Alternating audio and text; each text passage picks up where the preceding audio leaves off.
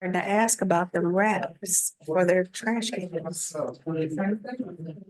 Yeah, somebody sent Bernice a message saying, is it possible they could just drop them off to people? Cause they don't, I guess their trash isn't getting picked up. Yes, ma'am. I'm good. How are you? Are you still doing your, you still have your shot? I hadn't seen you over there. I hadn't seen your car over there. Oh, maybe that's.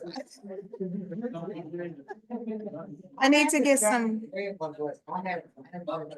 Okay, I need to get some stuff printed, so I need to get with you. I'll send you a message. Yeah. Just some stuff printed. I think. Hey Landis, do you have any copies of the agenda? I need to get, I wanted to get a postcard done and then the door hang. So I'll get with you. I don't know if I need anything else. Yes. We can be proud of it. We just need to come. Oh, I know. This is Giving us some. gonna be, I said, it's gonna be interesting. We'll see. Always It is. always is, I know. Aren't you glad? Aren't you glad that you're on it? Yeah. Oh I'm my God. glad you're in the mix, you know, Yeah. I mean, I'm a part of this. Well, I'm glad that you spoke up today. You know what? Let's chill out a bit. I know. Let's be, you know, we're good people. I know, I We don't need to know. be-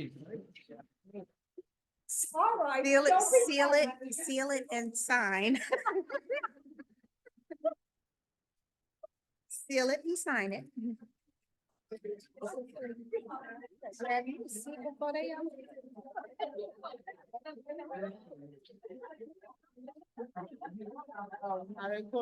They're gonna pull down the little fold and You know, I've been here 35 years. Have you been here? where? In the township. Oh, not that long, 20 years. Where were you from before this? Well, in Dearborn. I lived in New Zealand for a while. Oh my God, you lucky person. You know, I've taught schools all over the place, but I moved here in '88, How long were you in New Zealand? How long were you in New Zealand? just a year. Wow, I oh, was a lucky. farmer, man, it's milking Oh, cows. wow, that's herding really, sheep. I'm gonna call the meeting to order and we'll start on the pledge of allegiance and going in with like.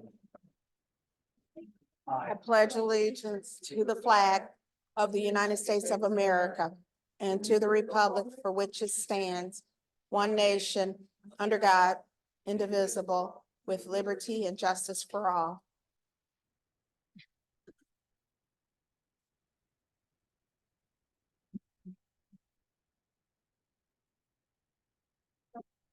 Present. Finley here, Lewis. Present. Lindsay. here, McGill. Here, Here.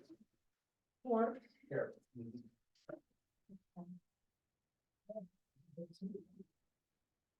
Can I get a motion on the agenda? so moved. Yeah, we have one addition tonight. I Yeah. have, Did you go? I have some, things that I want to move around, if that's all right. Oh, let's get. Addition. Okay, so what's the addition? The addition is adding the Dixboro Green Purchase Agreement.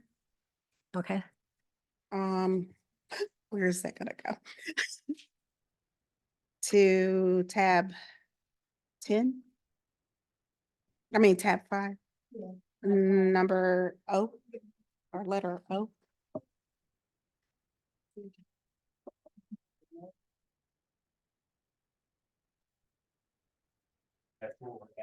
Yeah, to O. I'd like to move item M, Charter Township of Superior Property Review to A. And I'd like to move item N, Financial Controls, Escrow Accounts / Pre-Audit Policy, General Financial Policies and Procedures to B, and everything follow.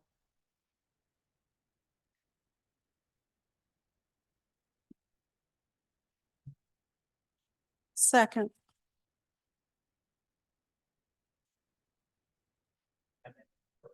Mhm. Right.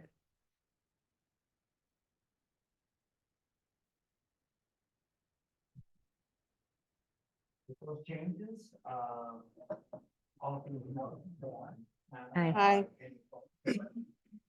All opposed? Takes you to participation. If somebody like to participate, come on up, state your name and where you live, and you got 3 minutes. We have time.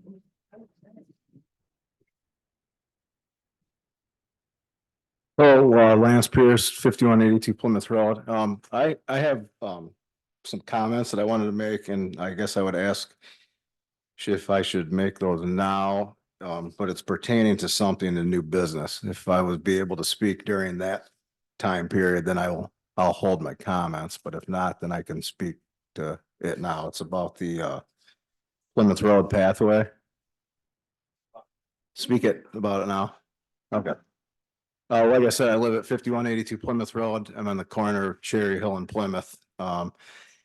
So the pathway's going in, and I think by far my residence is going to be the most impacted residential property along the whole path of both sections.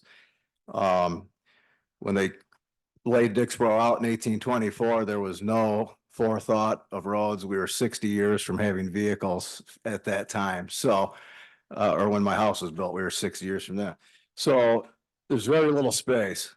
And I know the path is going in, but I wanted to come to the board and ask if I could work with the board during this process of maybe creating some sort of a barrier to create some separation between what is going to draw the public to approximately 15 feet of one of our bedrooms in our residence, which will bring public to that area. And I really can't do anything to deter people from doing that in a public place now.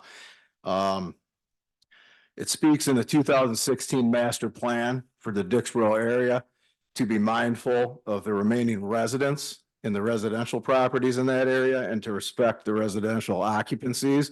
So I think that this is one way that I think if I could work with the township, I know I speak for my neighbor as well, and he couldn't be here tonight. His house to the west of mine is impacted greatly as well. And he would be interested in working with the township as far as something fencing, landscaping, something of that nature. The other thing I wanted to address is on the section, on my section of the pathway, there's 100-year-old or older maple tree that's out front. And I'd really like to be mindful of what's going to be just come down through Dixboro and slash all the trees down. I mean, being the green township that Superior is, I don't think any of you would be for making that pathway look any different coming down through Dixboro. So I'd really like everyone to be mindful of that as far as removing trees. My neighbor spent a lot of money on the one tree, getting it trimmed to prolong the life of it, and worked with an arborist. So he's really interested in keeping that as well. And then looking at if there are anything done, is there going to be any replanting that's taken into consideration? And then the other thing is that this is going to have an impact on my mail delivery. And if there was anybody that I could speak to about that, I would appreciate that, because it's been moved before when the Moonwinks complex got in without any prior Time. approval of me or what. So.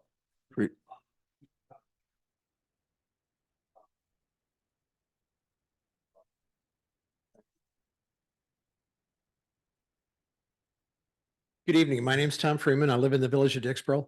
I'm here tonight representing Dixboro Village Green, the nonprofit that operates in the Dixboro area. And I just wanted to take a quick moment as I'm making remarks to thank the township for the partnership that we've had with Superior Township for the last 12 plus years, and what has happened in Dixboro with regards to the farmers market and other activities on the green, and how much we really appreciate that. That success would not have been possible without the partnership with the township, and especially I don't see Ron here. I'm not going to look over my shoulder too much, but Superior Township Parks has been a tremendous ally to us. They've helped us make the green just a tremendous place for community gatherings. And we look forward to having, that same sort of partnership in the future.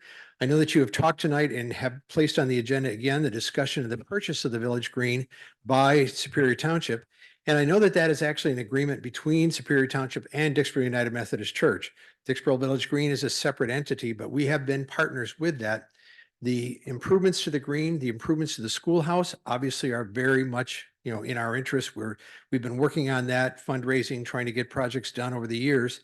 And we have been fundraising very steadily towards the improvement, the renovation of the schoolhouse, so it can be a better community asset for the entire township. As you look at this decision, whether or not to to purchase the Village Green, we want you to know that we will always be there as a partner as long as you're okay with that.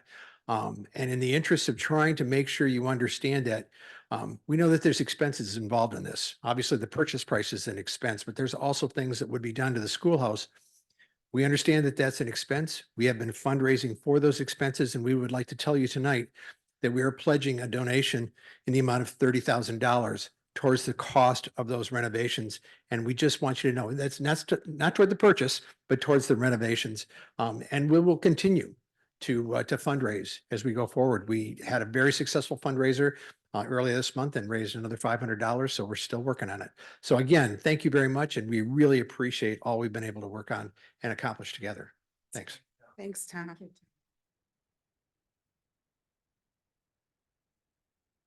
Good evening. My name is Leona Foster. I live at 5508 Tanglewood in the Tanglewood subdivision. I'd like to request some information why GFL has still not put labels on our trash bins. Many of our residents have both blue bins for recycling and trash. It's hard to tell when they're coming at night after 7 o'clock in the dark. I can't imagine that they're effectively picking this up separately because they do come sometimes that late at night. It's been almost a year that this has been going on, and I would just respectfully request that some pressure be put on them to get those labels out to us. Thank you for your time.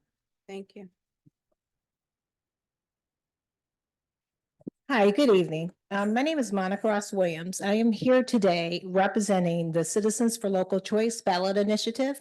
And I want to take some time out as a Washtenaw County co-captain to speak about why this initiative is important to townships like yours. As you may know, on November of 2023, the governor signed changes to what was PA 233 and House Bill 5120. What that does is for townships and also villages, it can take away their rights to zone and plan as it relates to large scale wind, battery, and solar projects. And I also like to predicate that with saying this is not about being anti-green energy. It is about basically municipalities' right to zone. As you know, if the municipality has a question or a difference between their zoning and master planning, it can go to the Michigan Public Service Commission. The Michigan Public Service Commission is not elected, they are appointed. So that means it supersedes the local authority of the township, and that is an issue. Meanwhile, between time, if you don't know, in the past couple of days, the Michigan Township Association has came out in support of this ballot initiative, as well as the Michigan Farm Bureau Association. In a neighboring township, which is Salem Township, they have passed a resolution in support of this ballot initiative. I think it's really important. That's why I'm coming to these meetings, to make sure that all of the townships know that this ballot initiative is beginning and have been collecting signatures. And, we hope we can get the support of the resolution, but if we can't, please make sure that your constituents in your community do know about the Citizens of Local Choice campaign. Thank you so much.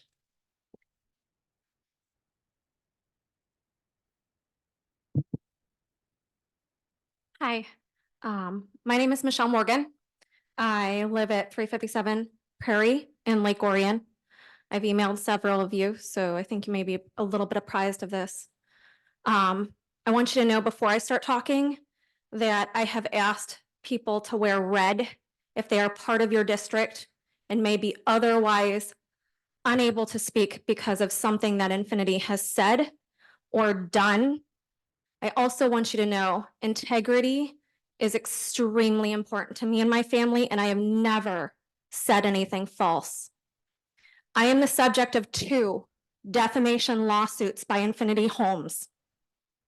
The one that was just filed was filed days before the $100,000 went on the meeting minutes for you guys. I went to Romulus Police Department because there's people in Creekside in Romulus that are having issues.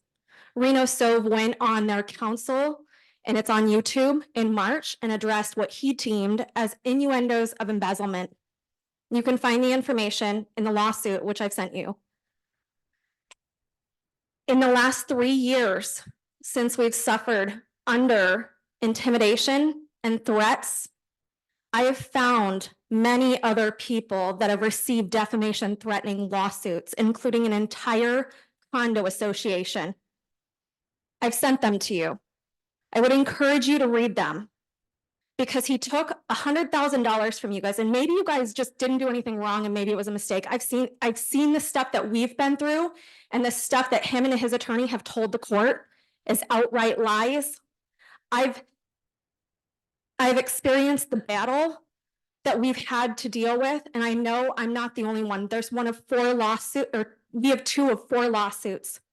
The other one is against somebody in your township, and another one is against a property management company for asking to collect the legal issue, or the issues that property owners are having with regards to, so they can address them legally and in a civil way.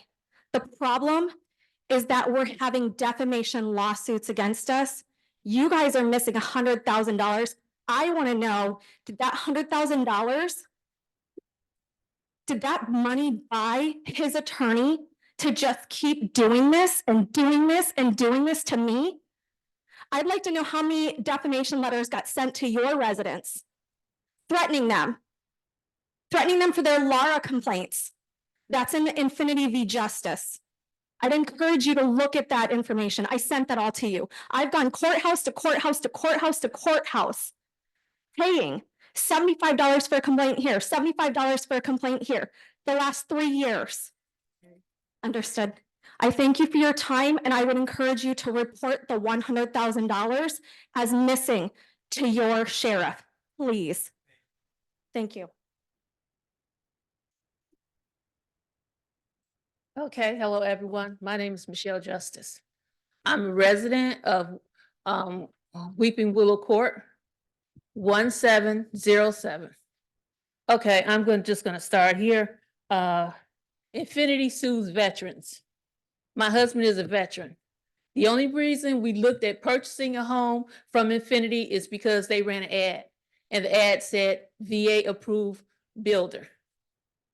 We called the number, and we spoke to Lindsay, and she represents Infinity. Long story short, she told us that Infinity was a VA-approved builder, that it was a VA-approved subdivision, and that they accepted VA loans. So that's how this started. Again, I'm going to say Infinity Home sues veterans. They sold us a home that came with 3 pages of code violations. Superior Township approved this to be sold to us. Let me repeat that. Superior Township gave them permission to send it to us and approved it. Okay, I'm just going to start with a few of them because I said it was 3 pages of them. Okay, well, I'll start with the garage. There are 3 obvious code violations just in the garage. The one is my master bedroom is above the garage. One side of the garage has not been drywalled. That is a code violation. I have the 3 pages, so any of you that want to see it, I will give them to you. Okay, a post that is supposed to support the top floor is short. It doesn't even reach the ceiling. Fascia board on the garage is too short and damaged. It isn't closed in. So that's just in the garage. Inside the house, I have floor joists holding up my first floor that have been cut by saws that came from the factory that way, and they built my home with damaged materials. I have rusted windows within 2 months of buying a house. So I have determined that the windows was rusted when they put them in. I have heat vents above the ground that do not have the metal casings around them to keep the heat out. I can literally warm food in my kitchen cabinet. Like I said, these existed when the house was bought. I also have shingles falling off and just a number of things. Now, I consider Infinity the slumlords of builders, and I will tell you exactly why. They did a repair in my home, and they literally took a piece of wood from a dumpster and tried to pass it off as a stair tread. I knew it immediately because it was taller than the other treads and it had a saw mark in it. I'm sorry, I've run out of time, but we have another issue too. Why don't you scan all that and send it to? Send it. You can have it right now. Thank you. You guys should have that in my document. That's only the beginning. I think this is some other things that, You guys have her complaint for defamation against her yes. and all of her filings against her in that file as well. Thank you. Thank you. Sir. My name is Lucius Justice. I'm the husband of Michelle Justice. We live in Woodside Village. I wanted to talk briefly about the new phase of houses that were being built near ours, actually across the street, a yard away. Once the new construction started over there, my sump pump was running 24/7. And we couldn't figure out why. And we couldn't find the pipe. And what I wanted to know is, why did Infinity get grading approval with the sump pump pipe a foot below grade? I had to dig more than a foot to find the pipe. You know, there was no swell to drain. You know, my neighbors as well had to come out and find theirs because their sump pumps were running also. You know, it was really crazy. And it's no way that it was graded properly. You know, why isn't they being held responsible for, for this?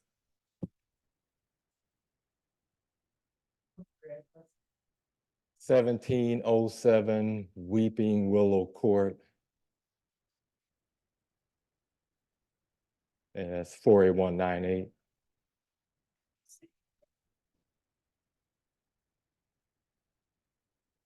Hi, my name is Anutosh Ganguly.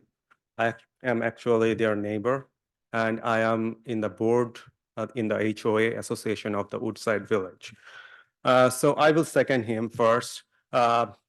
We had the same problem in our residence. Our sump pump discharge unit, it was buried under 1.5 feet of, the grading. And when I approached to Infinity Homes, they told that is our landscaper has put that much amount. The cost for that is, I spent $3,000 for landscaping, and to do that much grading, how much money they will take. So there is a discrepancy. I also contacted to the local congressman here on the residents' behalf. Mr. Jimmy Wilson, their office has told that the section 41-02, that is the foundation drain discharge, the city code for that and the Michigan plumbing code has been violated, what I have described.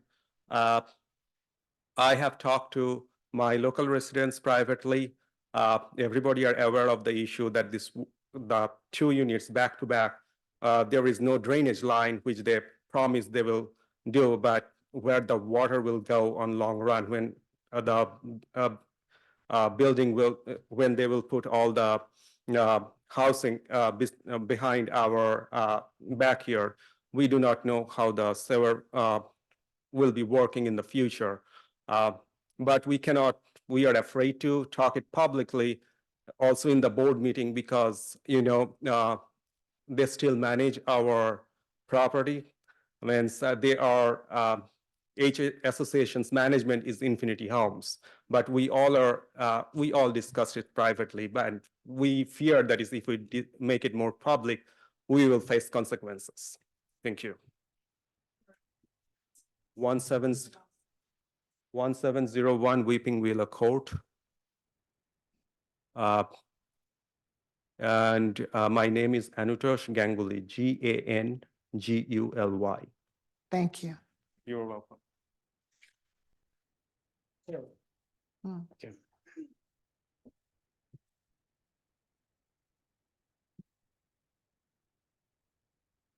Hi, my name is Brad Morgan. I'm married to Michelle Morgan here. I'm also a resident of Lake Orion. I was born and raised in Howell, Michigan. I graduated from Michigan Tech with a bachelor's in mechanical engineering. I also am a member of the Order of the Engineer. I've worked for Articat, Caterpillar, and presently I'm working for GM as an engineer. I currently have 8 patents and am a Six Sigma black belt and a member of the Knights of Columbus. I volunteer a great deal of my time with my children's mountain biking team club, coaching skills, volunteering for fish fries in the community, volunteering at the Forgotten Harvest. I just want to get in front of the township here and give a little bit of background as to some of the things that we've had to experience. I moved my family in the middle of COVID in 2020, and we looked for a house. We ended up signing an agreement with Infinity, and through the building process, they were shut down for multiple code violations by our township. Subsequently, we signed termination agreement 1, which was ultimately not fulfilled by the builder, and which led to a termination agreement number 2. In between there was a $20,000 deposit we put for the house that had been returned to us at the conclusion of termination 1. Cashed it, put it in our bank, and the builder canceled that check, which led to our termination agreement 2. We've tried multiple times trying to settle this ordeal with the builder Infinity Homes, who wasn't ultimately able to build our house for us as a result of the code violations and being shut down by township. And as a result of all this, that's led us to our present situation, which my wife has already explained. We're not the subject of 1, but 2 defamation lawsuits from Infinity Law. And I would encourage you all to investigate what's going on with this missing $100,000 and how that impacts everybody else, even your community members and outside of your community members. You know, this builder operates in multiple townships, and the use of those funds is far reaching. It impacts much more than just the members of your township. So I would encourage you, again, to report what you know to the police and have that investigated. Thank you. Great. Yes, sir. My name is Ricky Harding. I live on Stanford, and I'm also the utilities superintendent. The only thing I really want to talk about is from the very last meeting in December, how I observed how you guys gave you guys raise, you know, you gave yourself raises, and that was like you did it in less than like 10 minutes, but it took us a year and a half for us to get ours. Took us through a bunch of loops and hoops to get to ours. Had us do resumes when people that's been here like 20 plus years. Also made us do a time study. And supposed to have been a wage study supposed to have been done, which I don't think it was done. But good thing that I worked with someone like Mary Burton. Me and her we stayed on top of things. I think we pretty much bugged the heck out of you guys and stayed in you guys' ear. But I think it's pretty ironic when it's time for mines to be voted on to get a raise, it was voted down twice emphatically by Mr. Schwartz. But that last time, good thing for the rest of the board, they voted yes. But I just thought it was real ironic for you guys to give yourself raise with less than 10 minutes and took us a year and a half. So I'm hoping in the future that you can maybe go about doing things a little differently. You know, because I thought it was real disrespectful when I was sitting back there at the last meeting to see that take place. You know, as it wasn't a nice view and nice picture of the board that supposedly I thought had our back, but it is what it is. But I'm just in the future, I just hope things will be done a little better. That's all.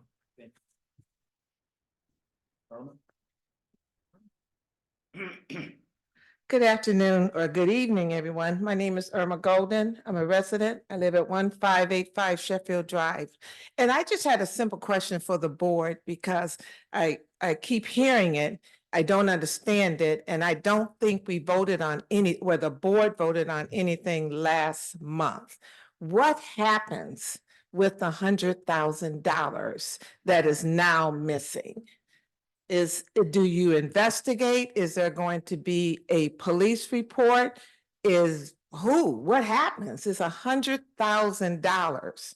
Someone came into this township and took our money, and we all pay taxes. And everyone is responsible for finding out what happened to the $100,000 and how do we get it back? We cannot just do nothing. Thank you. Want to clarify one thing at this point. The bond was not our taxpayers' money. It was posted by a developer. So, and reports have been made and there's a lawsuit, so it's moving forward. A report wasn't made by the board. No. I was told that I couldn't make a report on behalf of the board, so I made a report on my own. Yeah. Hi, everybody. I'm Lieutenant Kratzberg with the Sheriff's Office. Bernice did come to us.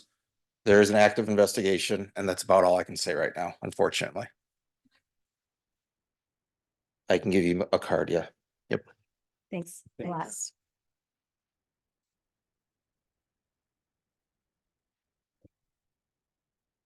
My name is Ramona Parker Hayden, and I've been a resident of Superior Township for the past 35 years. My concerns continue and are actually heightened as instances of fraud in the treasurer's office, lawsuits, and the $100,000 payment to Infinity, which, by the way, is money that belonged to someone else, are being exposed to the residents but remain unresolved, and no elected or appointed official is taking responsibility or being forthcoming about their involved roles.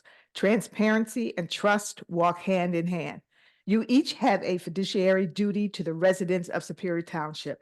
Let me start with a simple explanation of fiduciary duty. Fiduciary duty is the legal responsibility to act solely in the best interest of another party. That party, in this case, is the Superior Township residents. Fiduciary means trust, and a person with a fiduciary duty has a legal obligation to maintain that trust. To put it in a more simplistic phrase, transparency and trust walk hand in hand. Trustee Linky, you have a fiduciary responsibility. Trustee Seacrest, you have a fiduciary responsibility. Clerk Finley, you have a fiduciary responsibility. Supervisor Schwartz, you have a fiduciary responsibility. Trustee Lewis, you have a fiduciary responsibility. Trustee Caviston, you have a fiduciary responsibility. Trustee McGill, you have a fiduciary responsibility. Every resident of this township should be afforded from each of you, transparency and trust. I have not seen transparency and trust.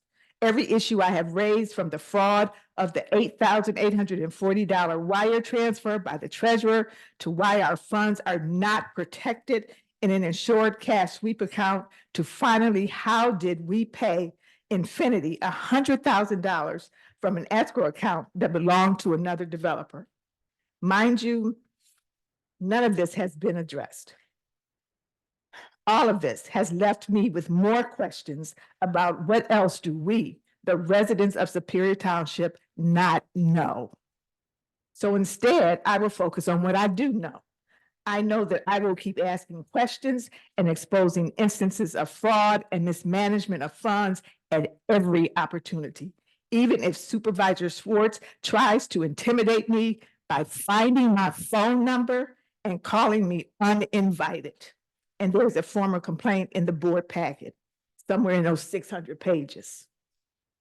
I do know that it is time for a change for Superior Township, a move towards transparency and trust. And I do know that that change is possible with people like Ms. Irma Golden as a candidate for supervisor, with Mr. Dana Green Jr. as a candidate for trustee, with Trustee Bernice Linky, a candidate for re-election, the trustee who is not afraid to ask the hard questions at trustee meetings and everywhere else. And with Trustee Rhonda McGill, another candidate for re-election, the trustee who unapologetically pushes back to get the best for the residents of Superior Township. And finally, I do know that I can be a part of that change in Superior Township governance. With over 40 years of experience in the field of finance, I am a candidate for the office of treasurer of Superior Township. Thank you. Thank you, Ramona. Is there anybody else that wants to speak or address the board at this time? Yeah, that's right. Zoom. Oh, no. So Brenda Baker, Ashton Court, said, I am here tonight representing the committee to promote Superior Township, participating remotely due to illness. Concerned citizen says, Trustee Linky filed a criminal complaint on January 19th regarding Infinity Homes' refusal to return $100,000 that was mistakenly provided to them by the township, but was informed by Lieutenant that she could not file such a complaint using the information available to her. Fred Lucas cited Bernice's fiduciary responsibility as the reason information obtained from her position as a trustee could not be used in a criminal complaint. When this situation is adversely affecting the township's financials, it would seem appropriate that someone with fiduciary responsibilities should be able to employ their knowledge on the issue to act in the best financial interest of the township. Can someone explain more coherently why this criminal complaint could not be filed with information a trustee is privy to? Brenda Baker said, you can find the committee's monthly report under tab 3 in your packet, the first item listed under communications. The committee was pleasantly surprised when Juan Bradford joined us at our January meeting. Juan's administrative skills and familiarity with the township operations enhanced our collaboration with Parks and Rec, and he helped connect us with the Dixboro Bicentennial Celebration Committee. Concerned citizen says, Ken Palka was to conduct an audit of the escrow accounts per board directive. What is the status of this audit? Brenda Baker says, we encourage board members to feel free to drop in any third Wednesday at 7 p.m. This includes tomorrow. The new Superior People Spotlight feature on the Facebook and Instagram is going well. In our infographic report, you can see a miniaturized version of the spotlight on Trustee McGill. We are having some difficulty getting subjects to respond when we reach out for information. Participation is voluntary, but when we get no response whatsoever, we don't know if the person prefers not to participate, misplaced the email, or never received it. Several trustees have responded, thank you. One of our committee participants, Carol Han, was able to sit in with an organizing committee for Dixboro Bicentennial Celebration. It looks like there'll be a role for us at this labor-intensive event. Concerned citizen says our current appointed controller no longer resides in the state of Michigan. And I have to wonder if they have an accurate and timely understanding of the procedures being followed or not followed. If they do not reside in this state to oversee the actions of the board in person, the person in this position is appointed by and directly responsible to the officials of our township, primarily Supervisor Ken Schwartz. Given the lawsuits Superior Township is facing due to mismanaged funds, what steps are being taken to evaluate the performance of the controller, Keith Lockey, in an unbiased fashion to determine if they are still appropriately suited for this job and prioritizing the financial interests of the township? Brenda Baker said, lastly, notice that there are 3 QR codes in our report, one for the committee, one for the township Facebook page, and one for the township Instagram. I'll be in attendance via Zoom for the duration of the meeting if the board wants to ask me a question or communicate something to the committee. Concerned citizen says, when will the findings of the sexual harassment report be made public? As elected officials, it seems to be public's best interest to know the true character of the people who they are electing, whose behavior could negatively affect the township. Can Ken speak up or the microphone be located closer? We cannot hear him.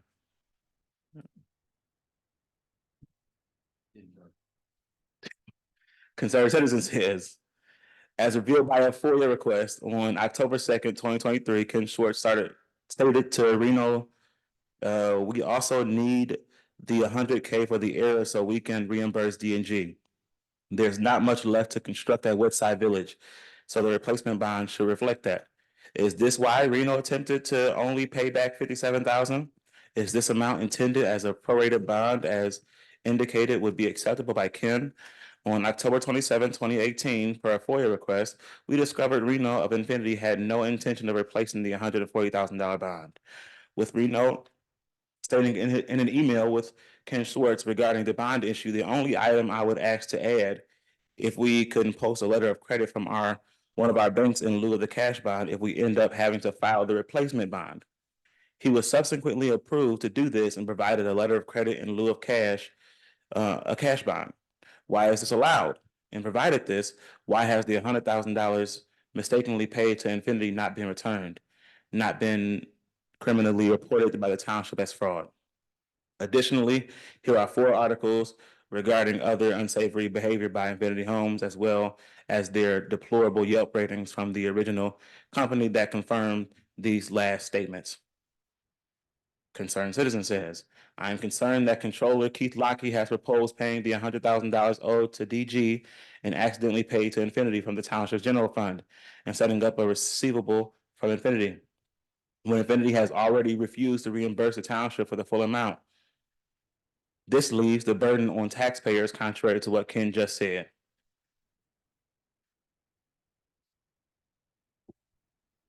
Trustee Linky filed a criminal complaint on January 19th regarding Infinity Homes' refusal to return $100,000 that was mistakenly provided to them by the township, but was informed by Kratzenberg that she could not file such a complaint using the information available to her. Fred Lucas cited Bernice's fiduciary responsibility as the reason information obtained from her position as a trustee could not be used in the criminal complaint. When this situation is adversely affecting the township's financials, it would seem appropriate that someone with fiduciary responsibilities should be able to employ their knowledge on the issue to act in the best financial interest of the township. Can someone explain more coherently why this criminal complaint could not be filed with information the trustee is privy to? That's it. Yeah. Brad, you want to address that? Yeah. You got to speak in the mic, Fred, please.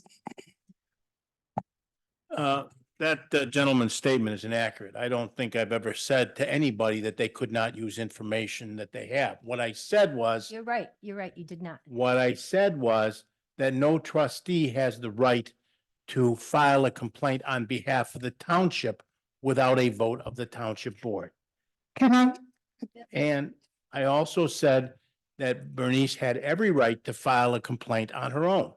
I never told her, and she can tell you, I've never told her she can't use Can I it now. comment on that real quick? Someone FOIA'd on Infinity. Your mic's not on. All right, someone FOIA'd all of the emails on Infinity, Fred, and you absolutely did not tell me that I couldn't share documents that we knew. In fact, you said that that's all public information. I'll look at my email. I don't think I said anything that was different than that. No. And I did, and Lieutenant Kratzenberg, so you know, there was a FOIA just from our emails, and your email is in there as well, probably. So I do, what you just said is what I put in an email. And I felt free to file on my own. And yesterday I wrote an email to Lieutenant Kratzenberg. Just to see what the status was. And he said that that was still being investigated, that a detective had it. So I was going to announce that tonight, but I just did now. So. And if I can.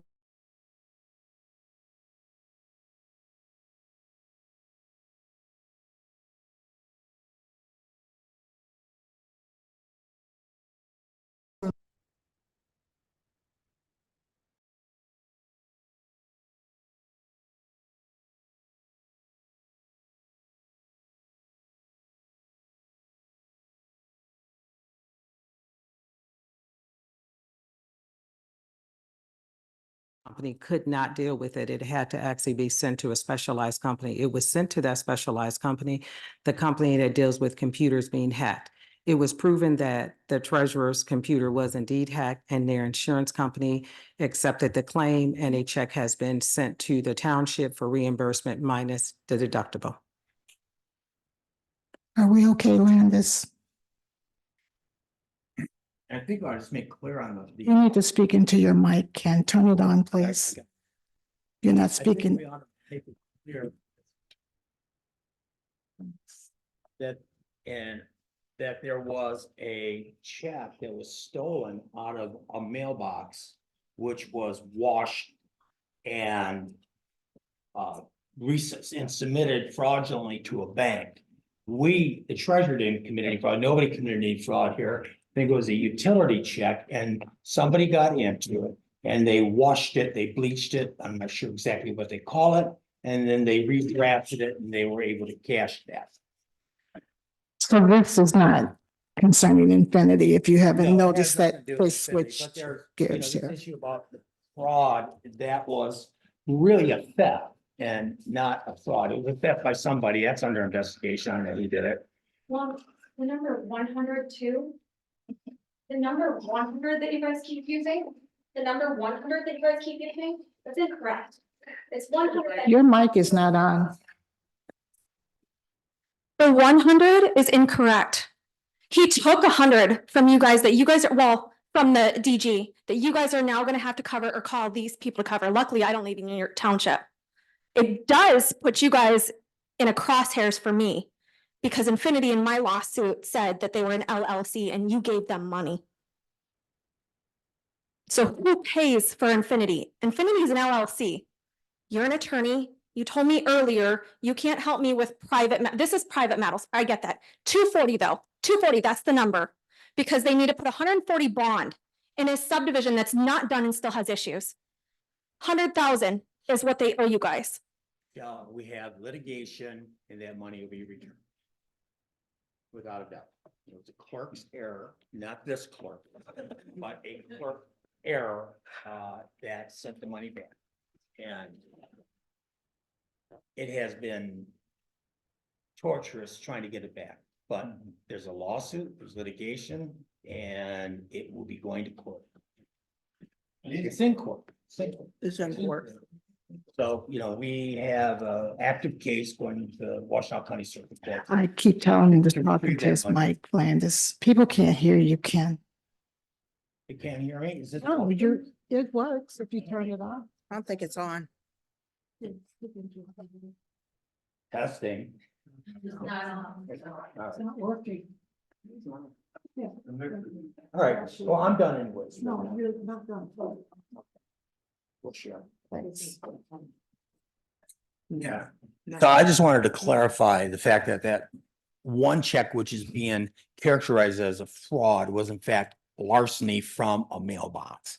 And then a cheat washed it and cashed it. Yeah, That's a separate matter. yeah, okay. Some people think it was a fraud, but it wasn't. It was larceny.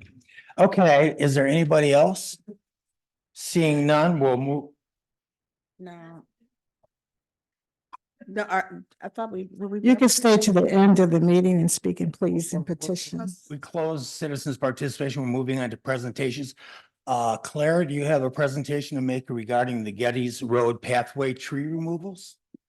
Yes, I do. I will keep it quick, because most of you are already aware of the project. Did you guys get these maps in your packet? Yeah, okay. So then I have paper copies for anybody in the audience who would like a copy, if you want to just pass them around. Yeah, I think they were between MacArthur and Plymouth, but it's actually about Gettys. So for those of you that don't know me, I'm Claire Martin. I'm the project manager at OHM for the Gettys Road Pathway.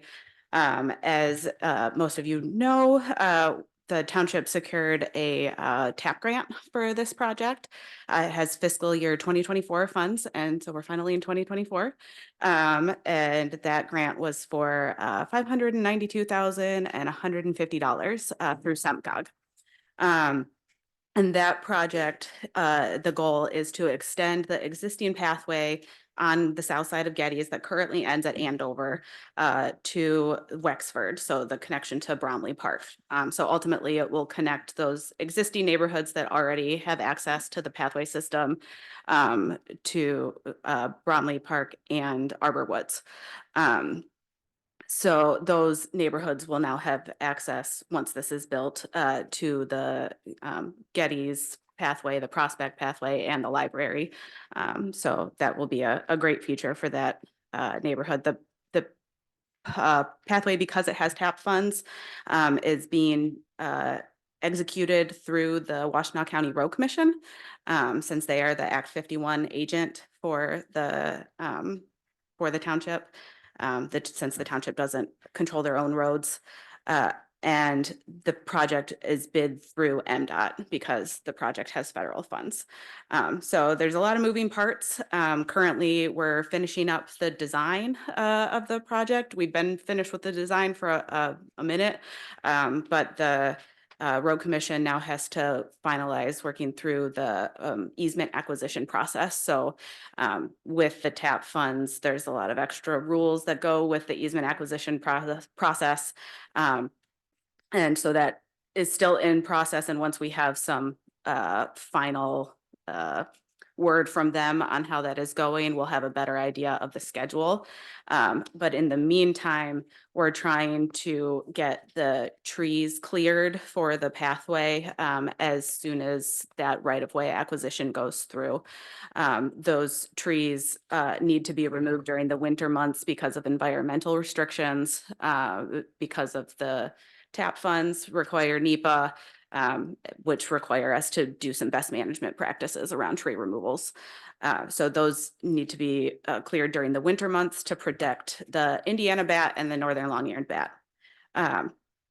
So because of those requirements, the tree removals are likely to be done separately with a township local bid.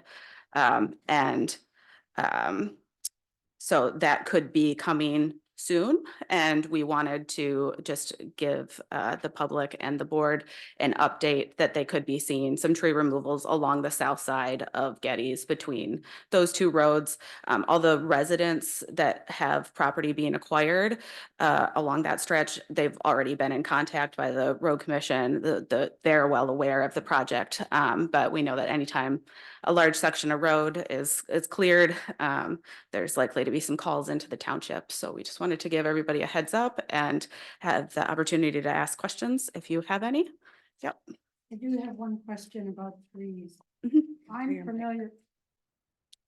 Oh. That is your mic, Nancy. Okay, sorry. I have a question about trees. A couple of gentlemen have been standing up here talking about 100-year-old trees. Mhm. Those are called heritage trees. And I would hope to heck that you aren't pulling out and taking down heritage trees. Does anybody even know how to look and see a heritage tree, a tree that's been around for 100 years? Should be left alone, in my opinion. Mhm. And I wondered if anybody has done any look-seeing to protect the trees and to protect the property in which those trees are on. I can tell you that we've done our best to minimize the amount of trees that are coming out. Most of the trees are either like directly adjacent to the road, or they're more like scrubby trees that are a little bit further away. Right. I would have to go back and look at each one to make sure that nothing is very large, but that is something that we try to minimize every time we do a pathway project. Yeah. Into your mic, please. Oh, I'm sorry. We really. We care about our heritage trees. We don't want to lose them. If it costs a little money to go around them, go around them. We feel very strongly about that. Okay. Very Message heard. strongly. Yes. So I think I can probably answer the question. The trees that need to be removed are like Siberian elm. There's really not a champion tree or a heritage or a tree that has more than 12 inches at breast height in diameter. So there was like a 300-year-old oak tree down there that the dental office removed on their own. Are you talking Plymouth? Yes.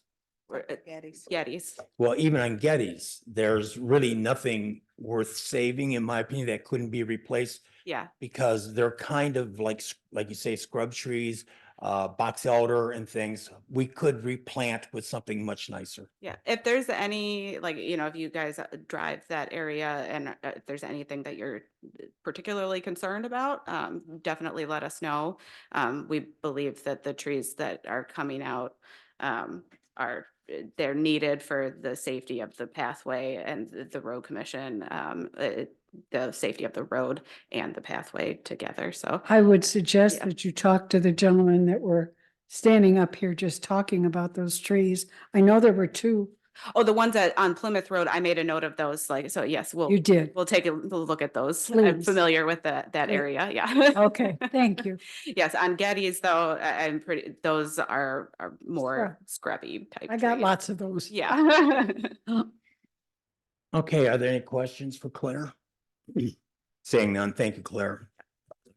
So we move on to the consent agenda. Can I get a motion for the consent agenda for A, B, and C? Is there support? Support. Anybody want to pull something out? Yes, I would like to pull out the building report. The building? The building department. And I have the utility, but I don't think that's our, just the building. Okay. All right, so all in favor of the consent agenda, with the exception of pulling out the building department report to take a look at, say aye. Aye. Okay, let's move to the building report.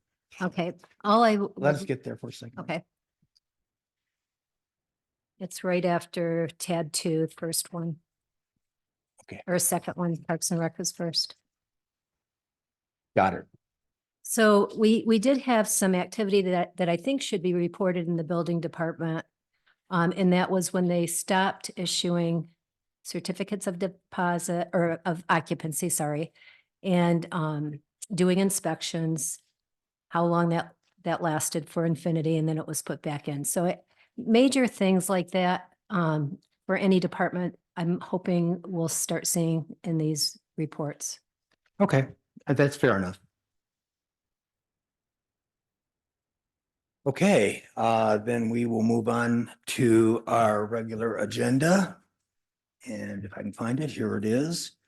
So unfinished business, video equipment repairs, Lynette, is that? Just quickly, Aren't there communications? yes. As part of the consent.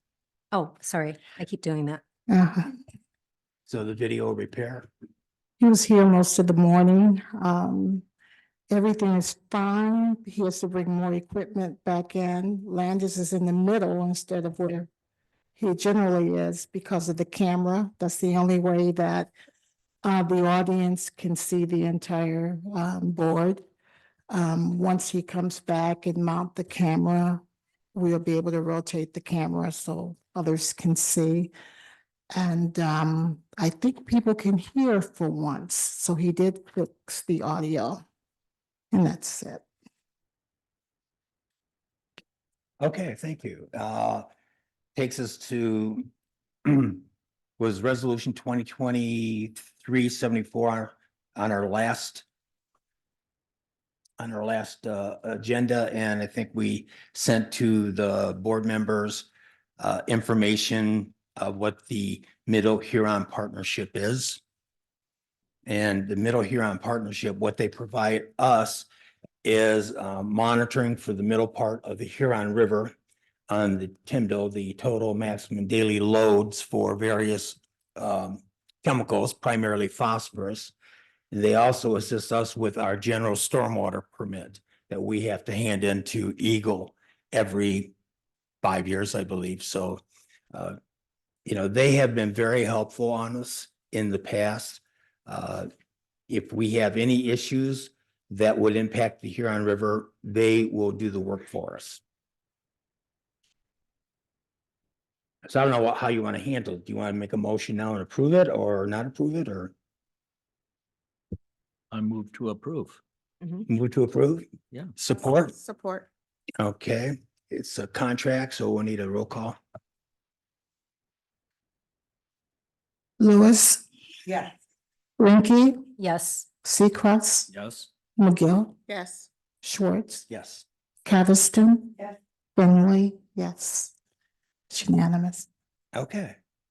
That takes us to the LaSalle lawsuit update. Since there is litigation, I think it will be up to Fred to inform us and the public to what degree we can disclose where we're at with that lawsuit. Fred, you need a mic to speak into, please. Thank you. Hello? We're going, I understand that there's facilitation that's coming up next week with our attorney that's handling this, Ron Denowith. Thursday. This Thursday, Is it? 22nd. Yeah, okay. I will not be there because they said that was not needed, so there's no sense in you paying for me to attend.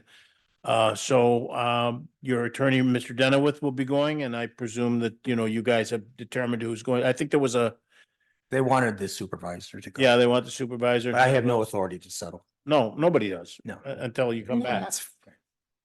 So anybody, I don't know what the situation is, but that Mr. Denowith is handling that, so. So Ricky Harding and I are also, I'll be attending. That was from the last meeting, and Ken volunteered to go as well. So can you just talk to that? Is there a difference between facilitation and mediation? Because you use the term facilitation. It's really the same. There is no, it's the primary difference is between like arbitration and facilitation. Arbitration is binding on the parties. When you arbitrate something, you come to an agreement, and an arbitrator will make a decision. It's similar to a court ruling. Facilitation is simply an opportunity for the parties through a third party to attempt to resolve a dispute. The arbitrator will shuffle between the parties to discuss potential resolutions, and will make recommendations. But in the long run and in the end, the facilitator has no authority to bind anybody to anything. And more importantly, as I pointed out to you before, in a facilitation involving a municipality, the parties who are present at that facilitation can give their statement that they will make a recommendation to the municipality to make an agreement of sorts. But they also have no authority to bind the municipality there. The only, as I've tried to drill into every community that I represent, on a 7-person board, it requires 4 people to vote to accept anything.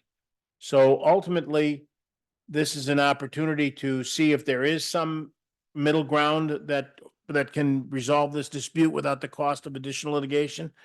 And if not,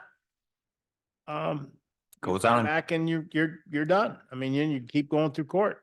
So So are we just observers? Ron Denowith, he made the comment that he was supposed to, that's why I was checking my phone. He was supposed to send me an email today explaining what the roles would be, because I did include you and Ricky both on emails so that you would know if you're just an observer.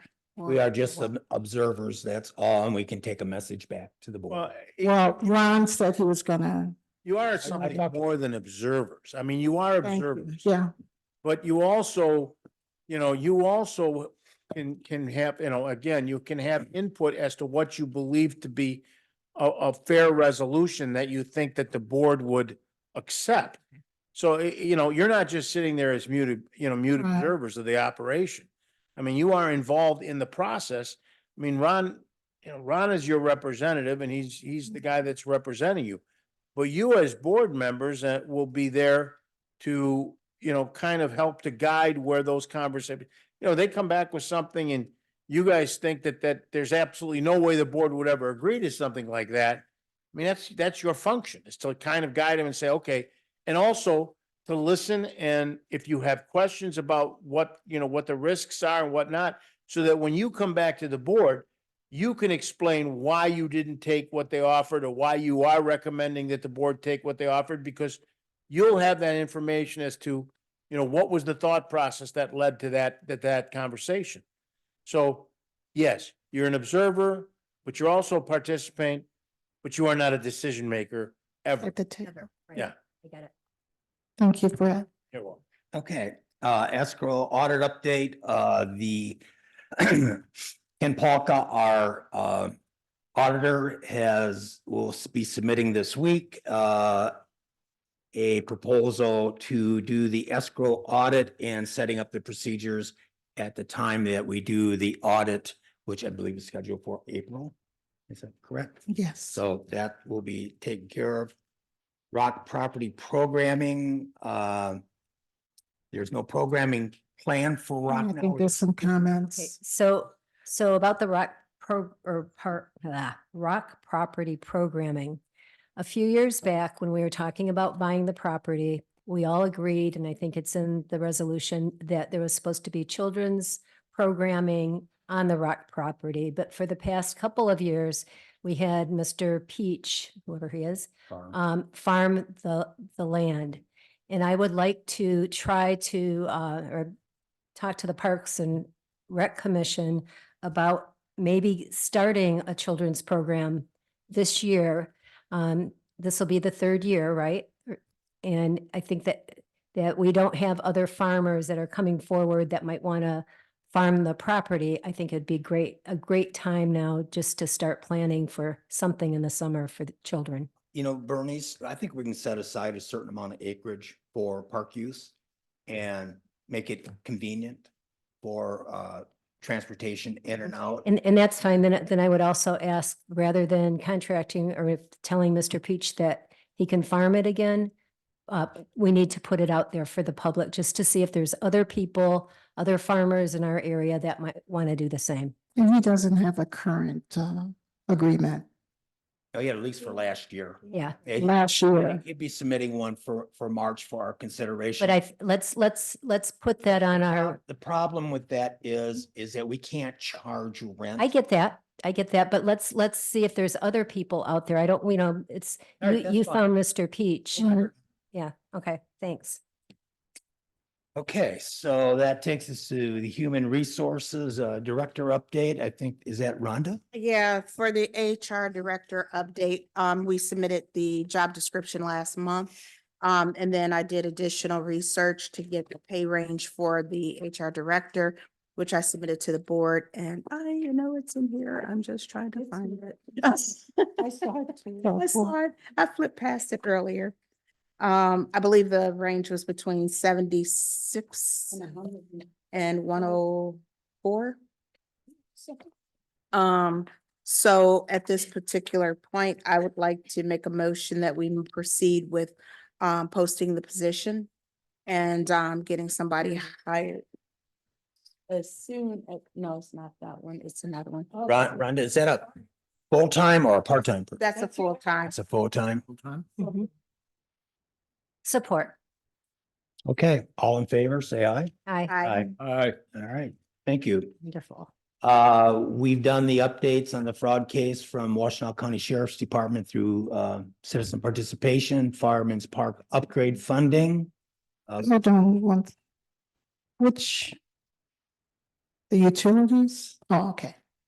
Never mind. That Go was the on. 12,000. Yeah. Did you have something you wanted to say about? Fireman's Park, yeah.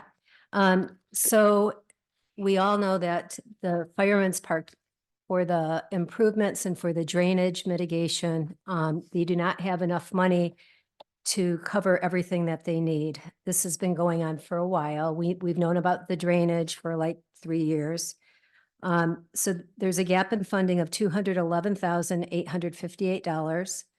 I would like, the first thing I would like is to see if we could just cover that out of the general fund, the $211,858.62. I think the drainage costs $81,207. So that while everybody will benefit from that and have dry feet when they go to the park to play, it certainly it's our property. It's township property. I think we at least need to cover that. And it would be great if we could cover the remainder of the gap in funding for their playground equipment. And I think they have a track. Juan, are you here? Yeah. Okay, could you address the other things? Yeah.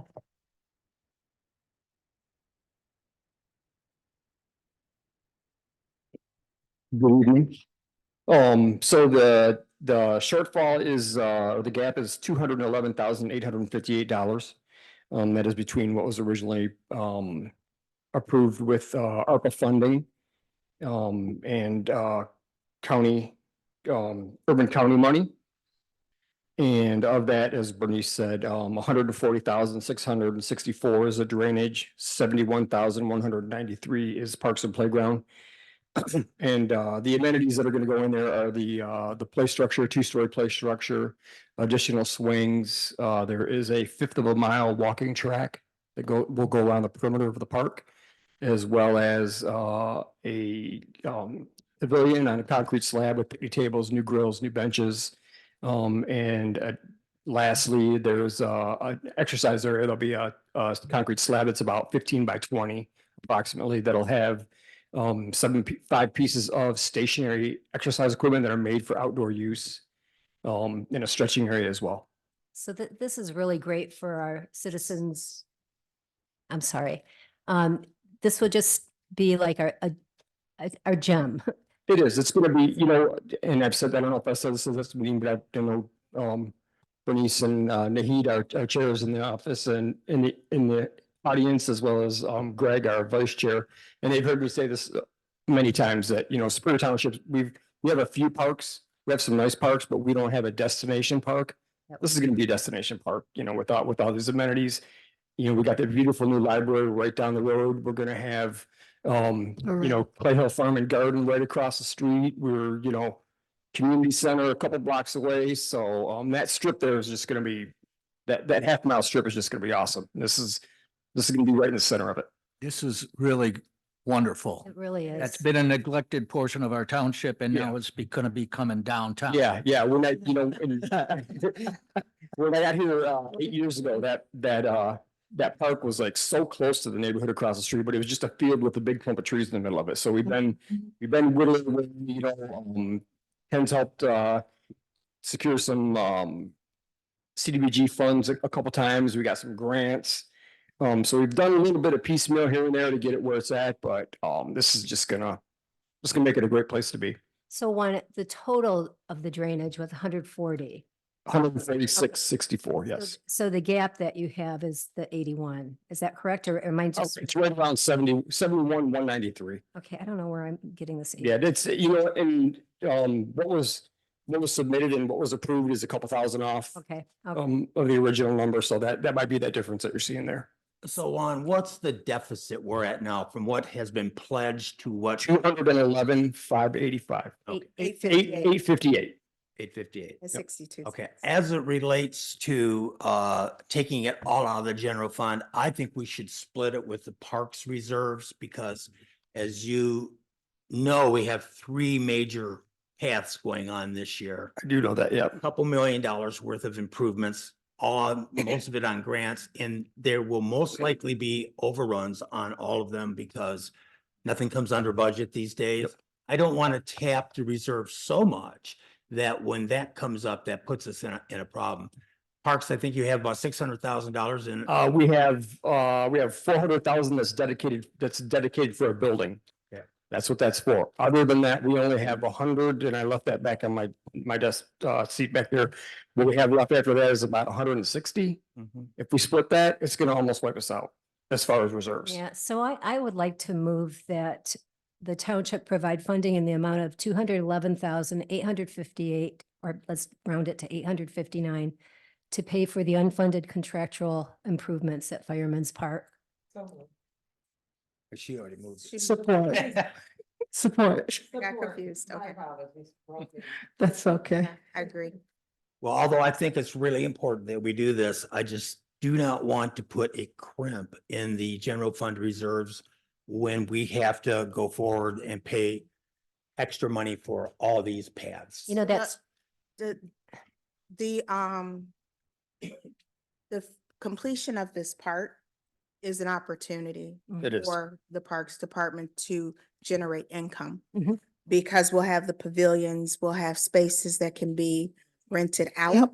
And I see this as an investment for the future I do too. that, I love a pathway.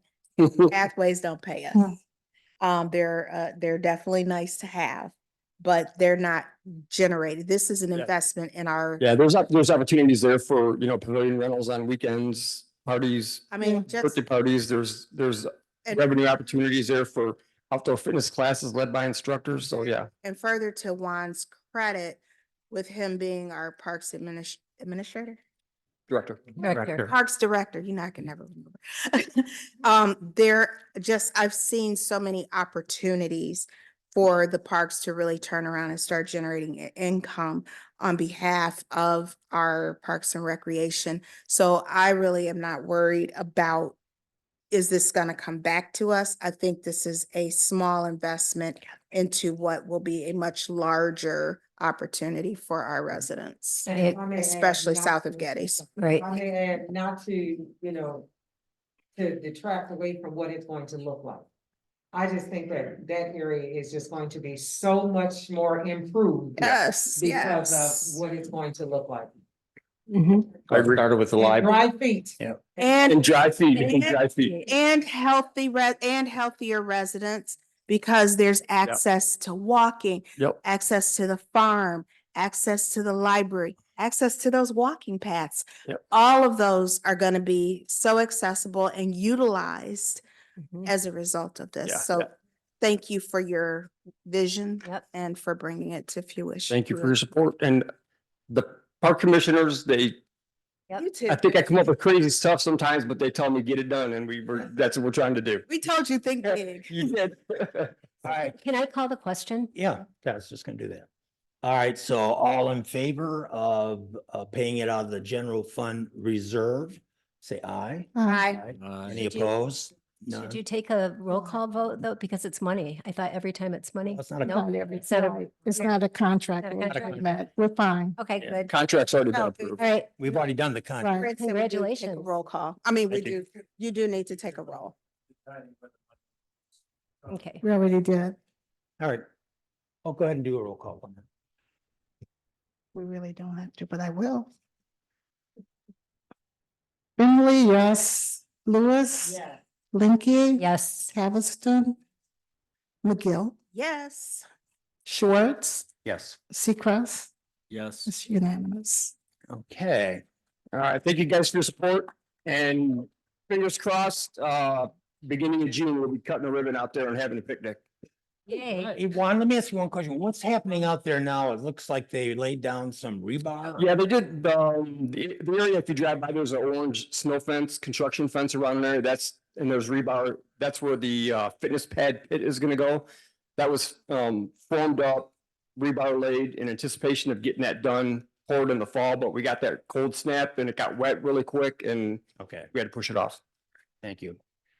Okay, update on Stevens speed bumps. I don't think there is any update on that. Well, yes, there is. Well, go ahead. I think the board, or the majority of the board has been asking that these speed bumps be put in. And somehow we need to let the county or the road commission know that the board is requesting that. And we do have a, Why don't we bring a resolution to the next meeting? I And lay think it out? we did, but that's okay. We'll do another one. We should say that we're gonna pay for it and, you know, I'll. Can we just do a motion and have that done tonight?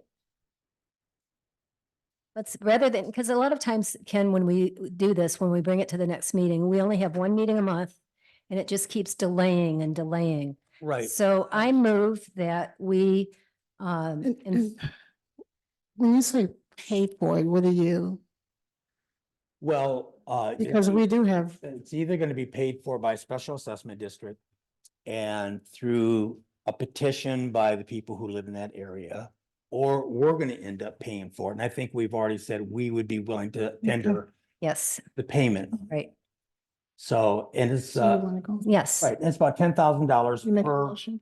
per speed bump. speed bump, and we don't know how many they would need, probably 4. Yeah, I thought they were talking about 6 because I kept coming up with 6. You wanna put a, So you can move it if you want. Rhonda, my anything brain's else? on I elections. tell you, you know, like they are gonna do more data. I think we should. Don't want more data. Let's, We're at a point where we want the speed bumps, Ken. I understand that, but you know, we don't have jurisdiction over this. I think we need to have a written resolution that we can send to the county board of road commissioners. We laying did. out- yeah, Laying out what we think let's and do a what we're motion willing to and do. Yes. just say, do you want to Let's- do a motion for it? So I'd like to move that we proceed with taking action to get the speed humps. Speaking to your I'm mind. sorry, to take action to get the speed humps for Stevens Drive. whether it be the road commission, the township or whomever. But we should get this done. It's been too long. Well, all I can say is I think what the road commission wants is a written resolution asking them to put in the speed bumps at the request of the township. You know, We'll do it again. We'll do it again, but we did do that. We did it in December. Yeah. So the We can do motion, it. I think the Let's do motion would the be good, resolution. because it's showing, they want to know who's Yeah. backing the funds, and I think the motion should do it. Yeah. We did the resolution Right. because that's how we ended up with Right. getting them to Right. come to the January Yeah. meeting. Yep. Actually, I remember you instructed me to write a letter, which I did, and then they agreed to come in January. I'm just saying, I think the best procedure to get their attention would be a written resolution. Did we vote on this yet? Yeah, no, We call the Now, question. you can Call go the do what you question. want. call the question. Do we have a motion support on the Yeah, table? Yeah. Okay, all in favor, Questions? say aye. Aye. Aye. I'm gonna oppose it just because I don't think it's the right way to approach it. I want to get it done, but I want to make sure that we get there. They've been talking 10 years about it, Ken. We've so- had people Okay. almost killed over there. So I think with spring coming, we need to take some action. Okay. So are we,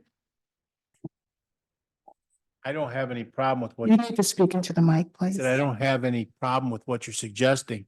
Might I suggest that we do that, what you're sending in the form of a resolution? So that way We, concerns would be met and we just send it in the form of a resolution as opposed to just a simple Fine. motion. pull out the resolution and put it back in, and the Additional. motion Yeah, to approve the resolution again will be included. Thank you, Okay. Brad. but we don't have to come back and do That's it. fine. Right. We can submit something in writing. That's all I'm concerned about. Okay, Okay, but, so I know that trustee Linky asked for, some items to be moved up, but did we have a vote on that yet? On the speed bumps? yeah, we did. All right. We're on new business, and I just wanted to comment. I think we need to add, something where the board is supporting, the individualized resolution that Bernice put in as a citizen for Infinity and the investigation that's going on. I'd like that added. The other thing I'd like to bring is to keep because I have a person that works in my office, and she needs to get out of here and get ready for the elections. We have an election on Tuesday. So I'd like for that A to remain A. Is that okay? Yeah. Thank you. So is it okay to add the other item also to the agenda? That be P. It will be P, elemental. And what was that for, Lynette? P? She said to file a criminal complaint on behalf of the board And against it. on behalf of the board. Okay. Okay, you want Okay, to so start I'm with going to A, which you. is 2304, hire clerk's office administrative assistants, Okay, Christina Rankin. yes. Christina, can you come up? In your board packet, you have a resolution to hire, Christina Rankins as the administrative assistant. Christina comes to us, and I'm gonna let her say something, a little bit about herself. She comes to us with 25 years of administrative experience across many fields, including legal and health organizations. And she has also worked in Ann Arbor Township for over 7 years in the elections area. She's seen the end part of elections. Now she's seeing what goes into putting everything together. So she'll be very well rounded. So would you want to comment? Yeah. Good Speak evening. into the mic, please. Certainly. Good evening. I'm Christina Rankin. I have worked 25 years in government. And so I bring a wealth of knowledge from the legal side and also just judiciary. I have worked with Superior Township for the last month. I thank you all for welcoming me. And I'm here to be supportive to the citizens of Superior Township. Thank you. Welcome. So can we get a motion and support? So moved. Support. All right. This one, I don't think we need to have a roll call on it, do we, Fred? No. To hire? No, okay. All in favor of the motion, say aye. Aye. Any opposed? None. Now, are we taking M up now? All right, so, No, I just wanted to, because, yeah, Christina's, yeah, she's here late, you know. Thank you, Christina. Thank you. Thank you. Thank you all. Welcome. Okay, so so the next person to come to that mic, make sure that mic is on, because I think it goes on and off. Yeah. all right, so charter. Drive safely, Superior Christina. property review. Okay, so at our last board meeting, we had a discussion about property that we own in the township and whether or not, if we should ever sell some of that property. So when I was looking through the book and I saw this, I didn't know that that's what it was until it's like, oh, wait a minute, this is the property review. So I have this idea. We're talking about funding different things and maybe, eating into our reserve. The property that the gentleman wanted to purchase on Plymouth Road for $65,000, which it was an acre, 1.7 acres.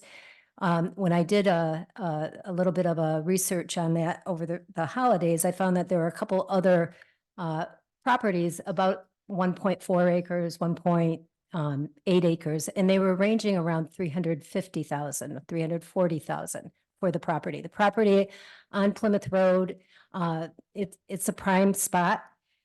Why don't we, as a board, look at some of these plots that we've had forever and maybe sell them off at this time? They've appreciated in value.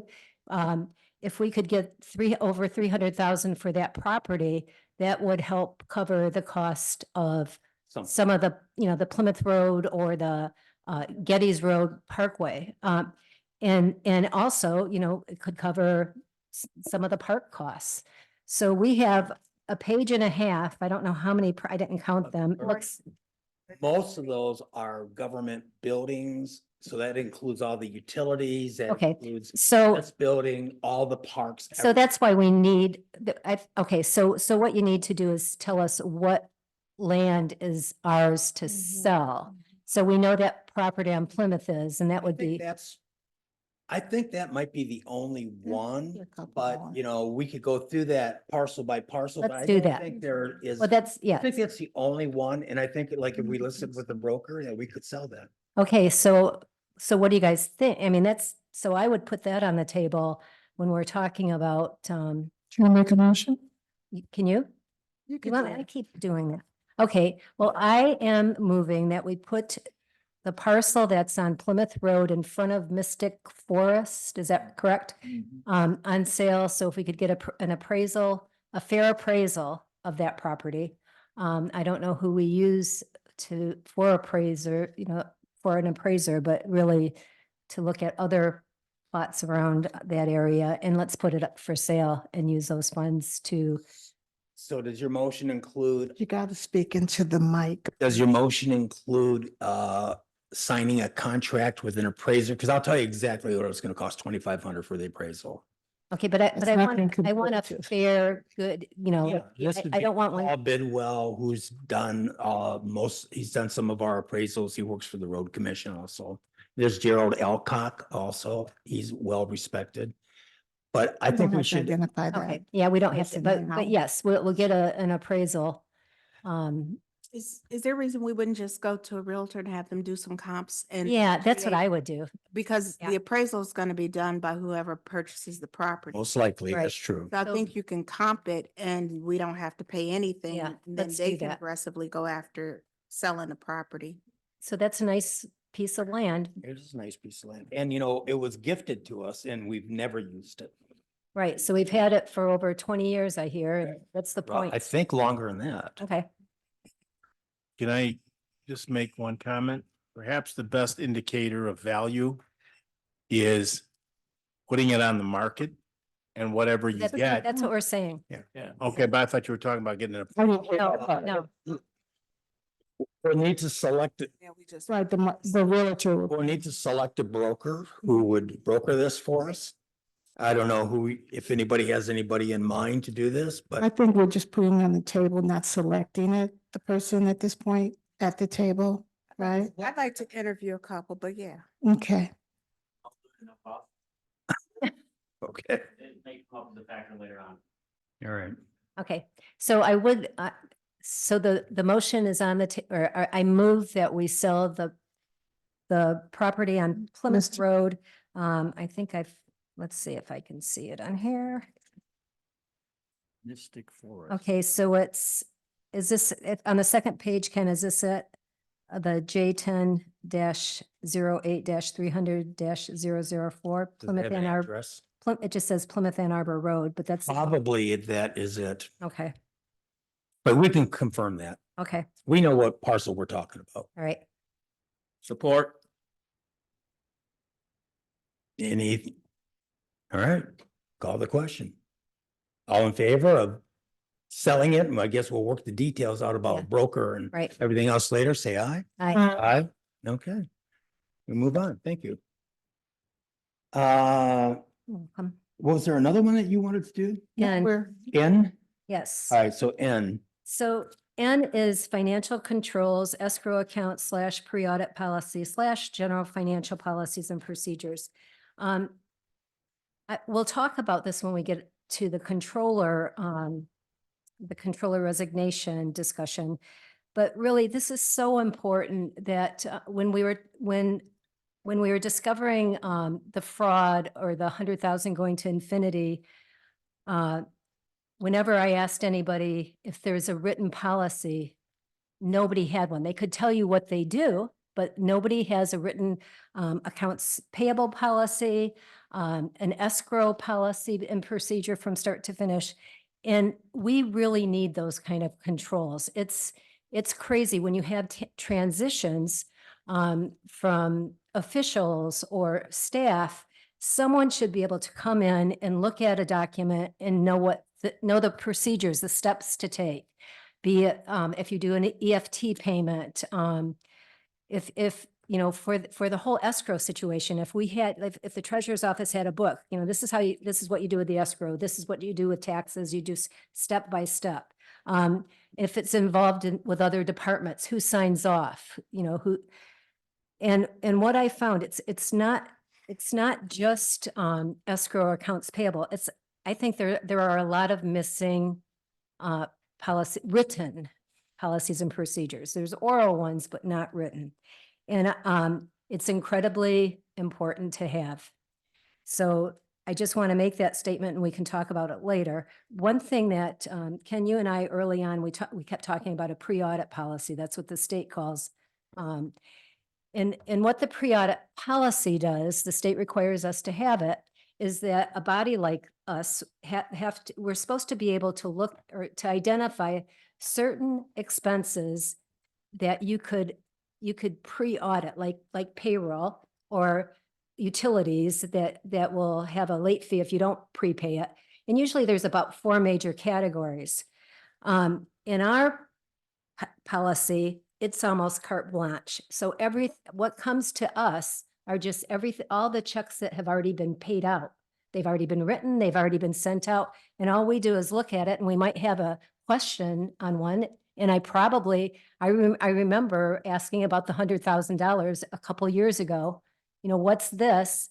And it's an, you know, it's okay, it's an infinity payment. Well, that's a lot of money to go out just without our approval. So we really need to have this pre-audit policy and procedure looked at, and everybody understand why we have a governing body. And when you talk about your fiduciary responsibility, that's one of your major points, is that you approve expenses before the check is actually cut. Very important. So I just wanted to highlight that. Is that it? Yep. All right, thank you. So that takes us back up to B, I believe now, which will be, you'll figure it out, D or whatever. B. So B on the agenda, which is C. 2405, and that's to hire a field service technician, Mr. Raymond Wilson. Is anybody here for? Oh, yeah, all right. This is Mary. If you could stand, Raymond, the utility department, Ricky Harding and myself are happy to present Raymond Wilson to the board. He brings a lot of background history and had an outstanding employment history with Faurecia. And we were able to recruit him to Superior Township. And he is a wonderful addition to the utility maintenance team, and we're excited for Raymond. He's a go-getter and he's ready to come in and absorb and learn this township. And I just wanted to present him and hope you can confirm him tonight. Okay, can we get a motion on 2405? So moved. Support. Okay, is there any? Just questions? excited. Welcome. Welcome, Raymond. Okay. You wanna- Does the board have any questions of Raymond or of Kathy? It's been so long. I mean, since I Mary? had some help over there. Seeing none, all in favor of hiring Raymond Wilson, say aye. Aye. Any opposed? None. Thank you, Raymond. Welcome aboard. Welcome, Raymond. All right, that takes us to resolution 2307, which is sub-recipient agreement for MacArthur Parkway. If I could get a motion? So moved. Support. Okay. So this is using, allowing us to use our federal funds to help pay for the MacArthur Pathway project. And they send us a sub-recipient agreement. We're a sub-recipient of the county on this. And here's the contract. So any questions on it? Saying none, do we have a motion in support? Yeah. Okay. This one we're allocating some money, so we probably should have. Schwartz. Yeah. Schwartz. Yeah. Yes. Yes. I didn't say your name yet. Oh, never mind. But I will. Seacrest. Yes. Caviston. Yes. Finley, yes. Lewis. Yeah. Ranky. Yes. McGill. Yes. It's unanimous. Thank you. This takes us to 2408, and this is a resolution to award bid for MacArthur Boulevard Pedestrian Pathway Project to All Star Power Excavation LLC. Claire, do you want to address this at all? I take it they were the low bid, right?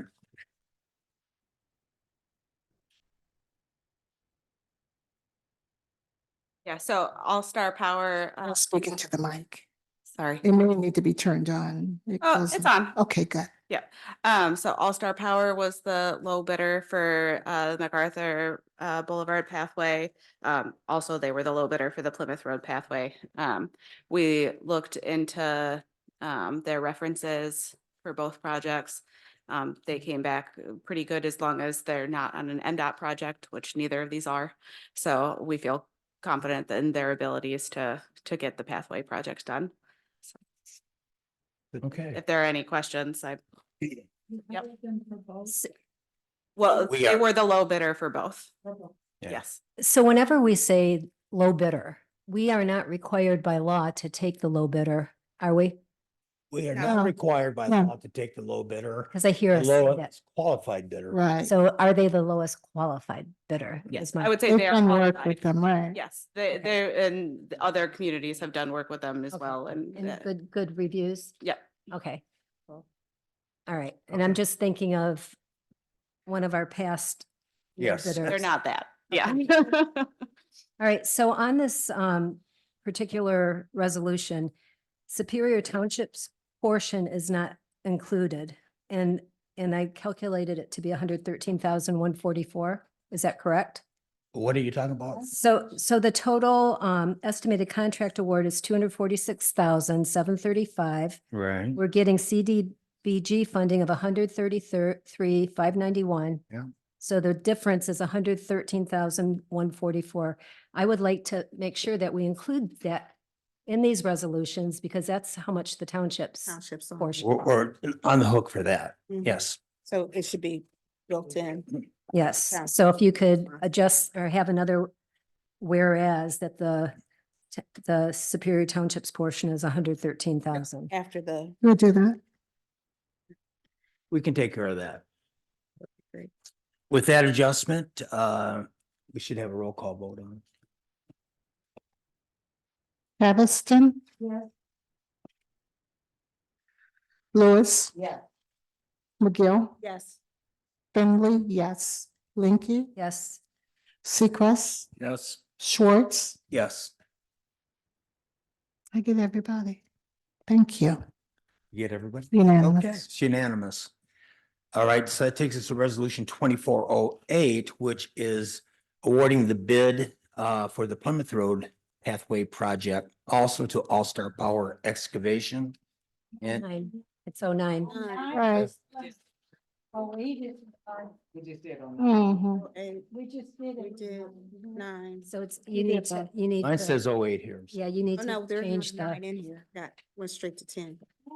you need to change the resolution Okay. number, Lynette. Oh, I didn't. From 08 to 09. Yeah, Okay, all right. Oh, 9 is not in the packet. well, it's 08, but Wait a minute. it's wrong. It's, There is a 09 and it's out of order because of what Got it. earlier today, okay? Okay. And that's, this says Plymouth Road Parkway 08, and it No, should I'm be, saying it's out of order in the packet. thank you. I know, but it says 08 and it's supposed to be 09, is what I'm saying. If you look at, Oh, okay. Yeah. Both of the bid acceptance were 08, and Got it. first one was 08. This one said 08, but it's really Oh, it's 09. 9. Yeah. Okay, got it. I see it then. Okay. Thank you. So the low bidder again was All Star Power at 869,870. I don't know if we had a total estimate on this, didn't we? yeah, 869,870 minus 550,000 that you're getting from the WC Parks and the Michigan Natural Resources Trust Fund. And this pathway will cost us 319,870. I'm sure that gets me. Yeah, that should be. It's, Let's put that into the resolution as the last whereas clause. Yeah, Yep. Superior Township's portion. Okay. So Lynette, why don't we have a roll call. roll call on that? Linky, Yes, Haviston, Yes. Finley, yes. Seacrest, Yes. Lewis, Yes. McGill, Yes. Schwartz. Yes. It's unanimous. So this takes us to 2410, which is the resolution to accept the proposal for engineering services for the Plymouth Road Pathway Project to OHM, right? Oh. You want to address that? Sure. I think you'll notice that we only had this in here for the Plymouth Road pathway, not the MacArthur. MacArthur, the construction, engineering services were included in our design proposal. Okay. So you already have that budgeted and approved. So if you were wondering why that, the Plymouth Road pathway, the previous proposal went through bidding services. So this would be to carry the project through construction, doing contract administration, construction inspection, materials testing, and also assistance with the administration of your trust fund grant, because there's quite a bit of paperwork involved with that. So it's an amount not to exceed 118,000. Correct. All right. Can we get a motion on that? Report? Any questions on it? Seeing none, Lynette, would you? Mhm. Lewis, Yeah. Haviston, yes. Finley, yes. I'm getting ready for an election, you guys. I'm sorry. McGill, Yes. Seacrest, Yes. Schwartz, Yes. Okay. Linky, yes. Linky, Okay, that takes us to resolution 2411, which is a resolution to accept the proposal for system update by Engineered Solutions Midwest. I think this is a utility issue. Mary? Mary? Mary? No. Update for Engineered Solutions Midwest. Approved PLC upgrade for pump station. Yeah, for that SCADA system. Oh, yeah, I see your memo. Come up. Yeah, this, we are looking to upgrade our, pump station. And this has, since it was built, it's never had an upgrade. The equipment is obsolete and it is needed because the equipment that is there actually has been failing. And I'm gonna let, Ricky come and elaborate on that. The station, what it's doing, is not holding the pressures to keep pressures up on the west end of the township. So if we ever have any call for fire suppression, whatever, we might have a 50-50 chance of the pumps might kick on to be able to draw water to that side of the township. And so I think this was something that's definitely needed. I mean, there's no way around it. Yeah. Right. So move. Support. All the question, Lynette, would you read the roll, please? Halberstam, Yeah. Lewis, Yeah. Rankin, Yes. Burnley, yes, McGill, Yes. Seacrest, Yes. Schwartz, Yes. unanimous. Something like, upgrading the pump station. Listen here. 35,000. For this particular project, it's $35,000. Thank you all. Thank you. Yeah. Thank you. Thank you, Mary. So that will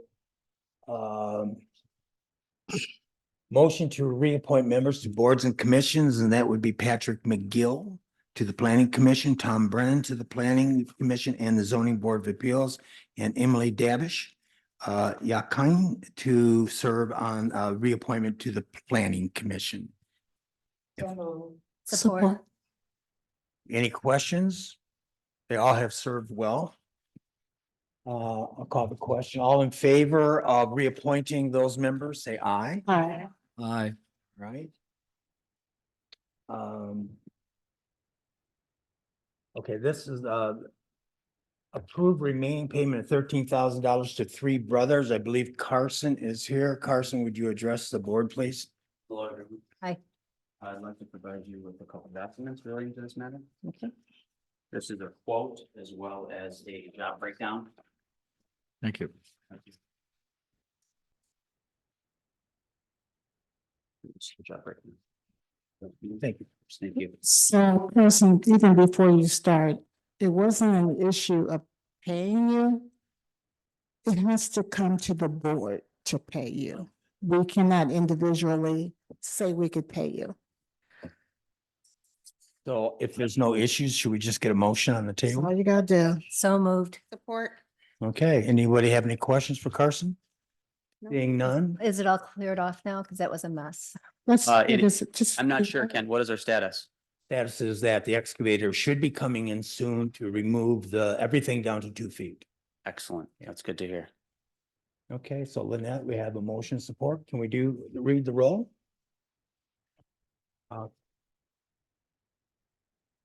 Halberstam. Finley, yes. Lewis, Yeah. Rankin, Yes. McGill, Yes. Seacrest, Yes. Schwartz, Yes. unanimous. Okay, so township controller complaint against a trustee. Against me. So this is actually two things, right? It's the controller position and the controller's complaint against me. So in December, I'm gonna try to be really brief. In December, we started talking about the $100,000 of Infinity and it got into this discussion about our controller living in Florida and if the control, and he provides us services daily, like if someone needs something, he can have a conversation on the phone, he can probably Zoom in. But it brought to the attention that it would I think it would benefit the township if we had someone who lived closer and who could be on site. There are a lot of things, I did a little analysis. I hope you guys had a chance to read it on how much we pay for the current controller. And then how much we pay for the accounting staff that we do have. And it's quite a lot. Our total salary budget for accounting staff in our township is 252,223. We pay an accountant, her salary is 65,740, and a bookkeeper gets $82,098. This bookkeeper also does some HR duties, and so that's one of the reasons why her salary had gone up. Where I want to focus on why we need a controller on site is really we need to establish and implement written financial policies and procedures to provide efficient financial management, risk mitigation, and the alignment of financial operations with our master plan. Examples of areas that we should have, or examples of areas of exposure, are in accounts payable, and that includes EFT payments, fraud detection and reporting, post-audit policy, escrow account management and reporting. We really need follow-up on board requested initiatives.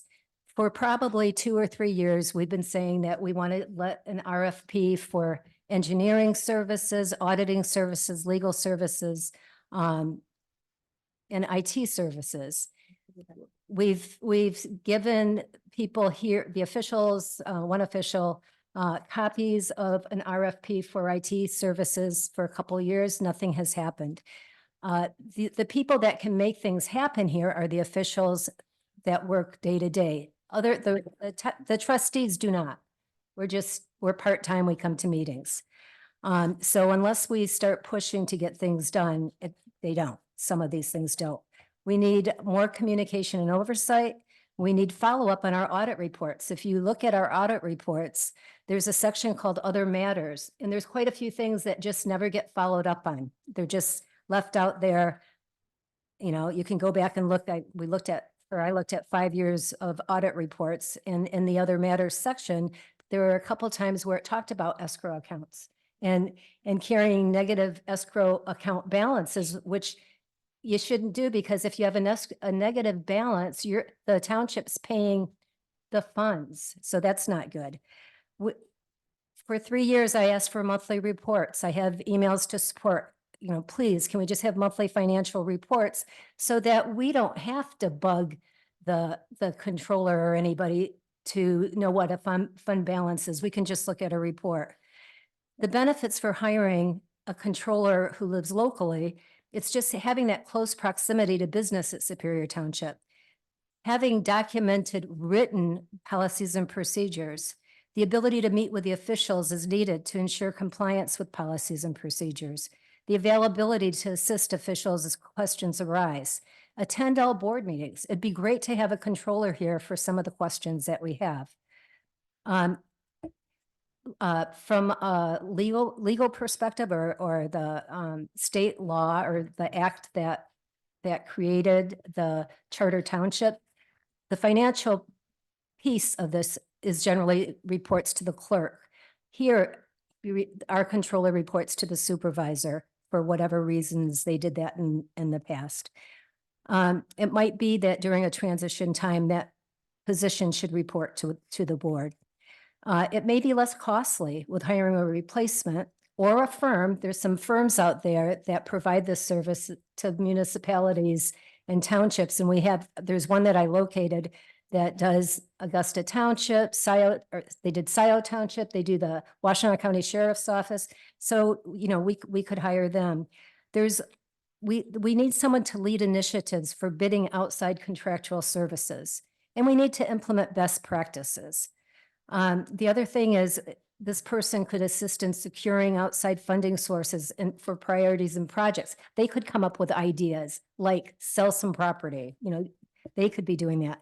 So my proposed recommendations on this is really to retain a financially skilled person local to this area to perform controller functions, or retain a consulting firm to provide the needed services. So this is where we are right now. I did this paper. What happened was when I brought up some concerns in December, the current controller got upset and said that I was harassing. He alleged that I was harassing him because I was asking him questions. Some of the questions that I've asked, I went back to all my emails. The first year, I probably wrote the controller 6 emails. The second year, 15 emails. The third year, this is quite a few emails because we were involved in the whole utility. We had a utility issue. He was helping with coming up with salaries for utilities. We had fraud issues. We talked about the monthly reports again and again. We talked about audits. At no time did I ask the controller anything that wouldn't be a controller type purpose. But he was upset. This controller resigned in October of 23 when he was upset about something and rescinded his resignation a month later. The board never talked about that. This controller resigned in January of this year and was upset, so upset that he called many of the board members to talk about me. I got that back from them. And also, he didn't want me to respond to him when I was trying to explain why I asked questions. And so he excluded me in one of the emails and just said, there she goes again, saying, and he said, saying that she's exercising her fiduciary responsibilities. And I thought, oh my gosh, yes, I do exercise my fiduciary responsibilities every time. And Ken, you look a little bored, but that I do that. And I take it so seriously. I do a lot of work for this township, way more than what the township pays us for our monthly stipend. And Ricky, I don't know if he's still here, but maybe he's not. Okay, the amount that we get, $10,000, I probably spend $30,000 a year worth of work. at least, but it's needed. I do it because it's needed.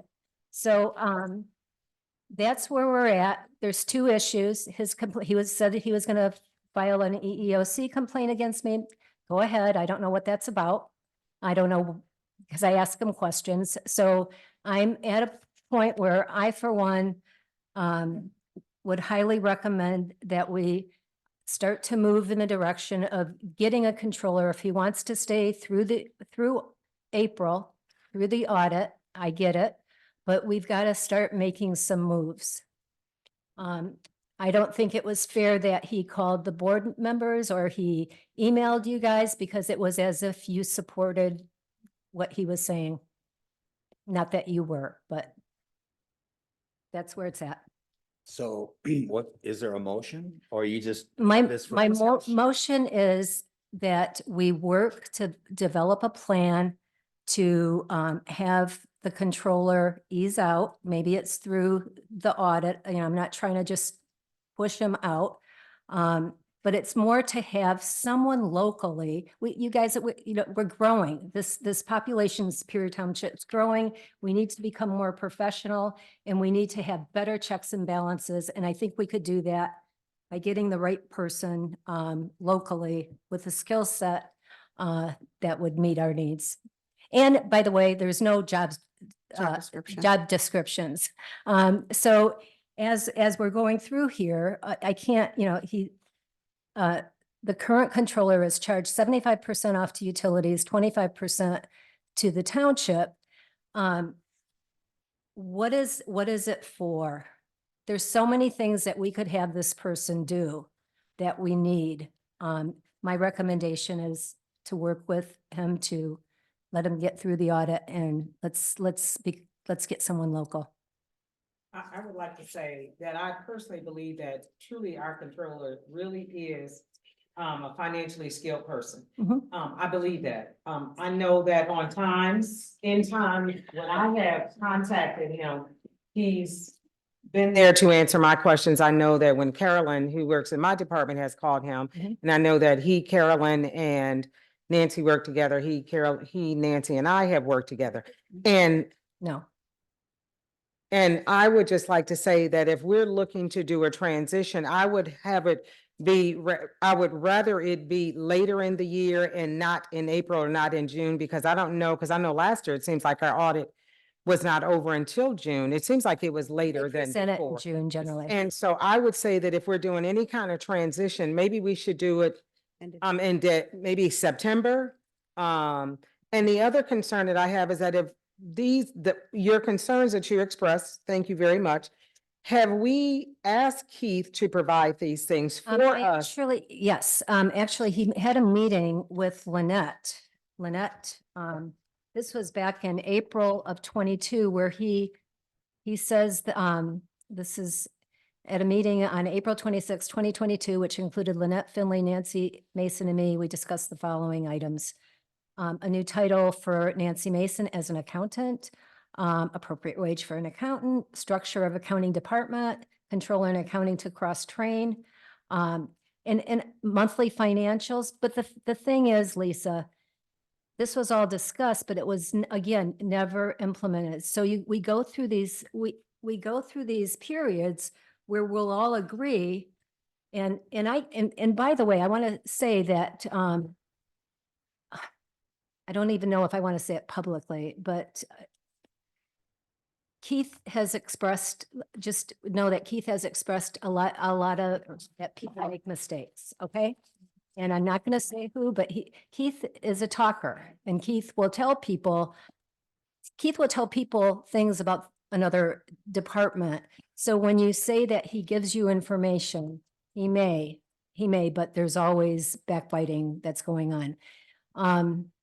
And I'm at a point where I'm done. I'm sort of done. I just would like to get someone local. The whole thing is, Nancy Mason told Rhonda and I, when we were doing the HR, discussion, that she needed backup for entering payroll. Well, we have an accountant at utilities. Maybe they could cross-train, and maybe the accountant could help her do payroll on times when she said she's never been able to take a 2-week vacation. So maybe we could have cross-training already going on. So I just think it's time. It's a difficult decision, but it's time to have someone who's local. I think I'd just like to support. You need to speak into your mic. Sorry. The points you raise are excellent. And Lisa, I think I'm in agreement with yourself. He's in the midst of finishing up the audit. He's given us how many years? 25 years? You know, and he's been a faithful servant of the township. So if we bid adieu because of the reasons that have been, carefully laid out here by Bernie, I think we should just say, this is in motion and this is on the table, but we're not gonna, kick them out at this point. Let's wait, as you say, till September. And I don't think it's a kick out. I think it's a transition to, we're growing as a township. What I meant. And Right. it's time that we have somebody, and I don't care if it's end of the year or whatever, but we need a transitioning plan that's going to allow for the growth of the township moving forward, because there are things, just in Mary's report, there are some things with our IT, the IT folks that need to be addressed. And it has gotten to a point, it's unacceptable. It's been going on for months that they haven't had adequate IT. If there was a bidding process that was not having to be handled by our supervisor, Right. all of the bidding has to go through him, and he's got other stuff to do. So is this is there a responsible, is this a part of that job description that these things can happen and be brought before the board for approval? I think things can move much, much faster. Right. So I think I totally appreciate and respect, the controller and everything that he has done, for the township. But I also know that he has expressed now twice, a desire to separate from the township. And then he's retracted because he feels a obligation to the township. And if that's a feeling that he has now expressed it twice, I want to make sure that we're being fair and sensitive to his needs and his desire to retire and allow that to transition and to happen in a natural way over the course of the year and allow him to possibly work with us really developing what does that job description look like? What are the things that we need? Because if he is part-time right now, I think we're really at a crossroads of needing someone that's in a more full-time role as a controller. And if he does, if he does stay, we've got to get these things done. We've got to have written procedures. We've got to have job descriptions. That part is a. All of those that's a things we've leadership got to have. part. That's a Yes, leadership yes. miss. Okay, well, I agree with Rhonda in the sense that Keith said that he would like to work through the end of the term, which would be November 20th. And at some point, we can express that we want to do a transition because he should be part of that if we are going to bring somebody new on.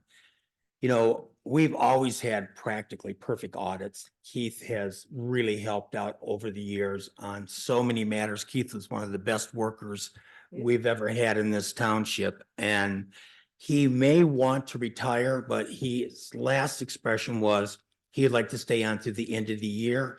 We can begin a transition, I think, at some point here, but he needs to be included in that. If he is going to be given specific tasks, such as writing these procedures, then he needs to be given specific instructions on what needs to be accomplished. Well, as a With the time. controller, he should know what it should be. Well- That should not be My anything. boss don't tell me what to, No. how to write stuff. Right. It's my job. He should know how to If do there's- that. And the supervisor, and his supervisor should be letting him know what needs to be done. Make it happen. Absolutely. No, a controller would know how to do that, Ken. Nobody would Well- have to teach him how to do that. No one's, I didn't say that. I said that, you know, you need to give him specific instructions on what you want and let him then produce it. I want everything that, That's not. pretty much that I wrote. Did he get it? Did Keith get a copy? No, he did not. He did not. This was the board discussion. You know, what I would like to see is that we just table this to the next month in this next month. Let's see where Keith's at. Maybe he wants to go. Will he participate in a transition? Because if he doesn't, just quits, that's gonna leave utilities in a real mess. I think. Tell me why it would leave utilities in a real mess. That I would like to know why. They've got an accountant, but can you answer that, Mary? Oh, okay. Okay, but are you saying that he's You mean by accounting? by accounting or by assisting in something else? I think he's doing the accounting down there, has been training Aaliyah to take over. I mean, if he's getting 75% of his salary from utilities, you know, Mary would know what he's doing down there for that 75%. But if you're not prepared, that's fine. I think we should table it. You're not at the mic. I'm sorry, Mary. I don't have his whole layout of his position, Right. what he does day to day. If I had known this was gonna be the case, I would have had it laid out and prepared to inform the board, you know, what everything is. So, but Aaliyah is being trained. Right. So I think we should table it, give an opportunity to talk to Keith, to get his consent to go into a transition and see how he feels about it, because I would hate to see Keith just say, all right, you don't want me anymore, I'm gone. And that would be dropping a bomb on us. No, and I don't think that anybody is saying that at all. So if that's the message, I think that needs to be cleared up right now on the record, is that it's not about dropping any type of bombs. It's about also it's being clear about what is the need of the township. And if that is to work with him to get through this year, Yeah. whatever, I think November, that's- whatever. I think that's fair. We need to start working towards that now, because we can't, as a township, have a 25% controller doing 25% of the duties here. Yeah. And then he's doing 75% at the Utilities, right. utilities department. We need a controller, and so that we can get some of the things done in the township Right. at large that need to be And done. that's why we because have can't- issues. There's a lot of issues that we have with checks and balances, Ken. There are. And I think we've lived through some of them. So this is pretty important. That position's probably one of the more important ones It You absolutely. know, you're protecting, you know, and he is a he does have fiduciary responsibility. Responsibility, yes. He's done a great job. You need to speak into your mic, Ken. Sorry. Thank You know, Keith has, I just want to make the record clear, he has been an outstanding employee and maybe he's ready to go. And what I think we need to do is table this and let me talk to Keith, tell him where the board is headed. The board is headed towards a transition. He's already said he's leaving at the end of the year, no matter what. And let's see if we can work something out where the transition will be seamless. Well, Yep. that's a little bit, If I could get a motion to table, Can I- we can discuss. Lynette has a comment.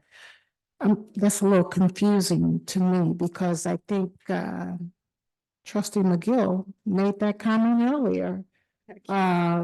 Give him through the end of the year. And I, Let him finish the audit. Let him finish the audit. It'll be, I didn't hear that. But, so you're going back to talk to him about what? Well, I think what I would. Because he wants that too. He asked for I'll that. be watching now, but it, No, he said he wasn't gonna be on. He texted me. you know, the discussion tonight is the sense that some of the board, most of the board, all of the board feels that we need somebody closer in physical proximity to the community. And he can't provide that at this point. So we will be looking to transition to somebody closer, but we need an adequate amount of time to do that. So we expect that you will be retired by, you know, November 20th, I would say, and then the new board that comes on will have a new controller. You can maybe do that hiring in September. He put that in his last letter. And you know, I would like to just say that Keith has already retired from the township once, and he's working as a controller because he wanted to come back and work some more. So it's not, you know, he has retired. I don't want people to think that, you know, he's out there all on his own. That was his only source. Yeah.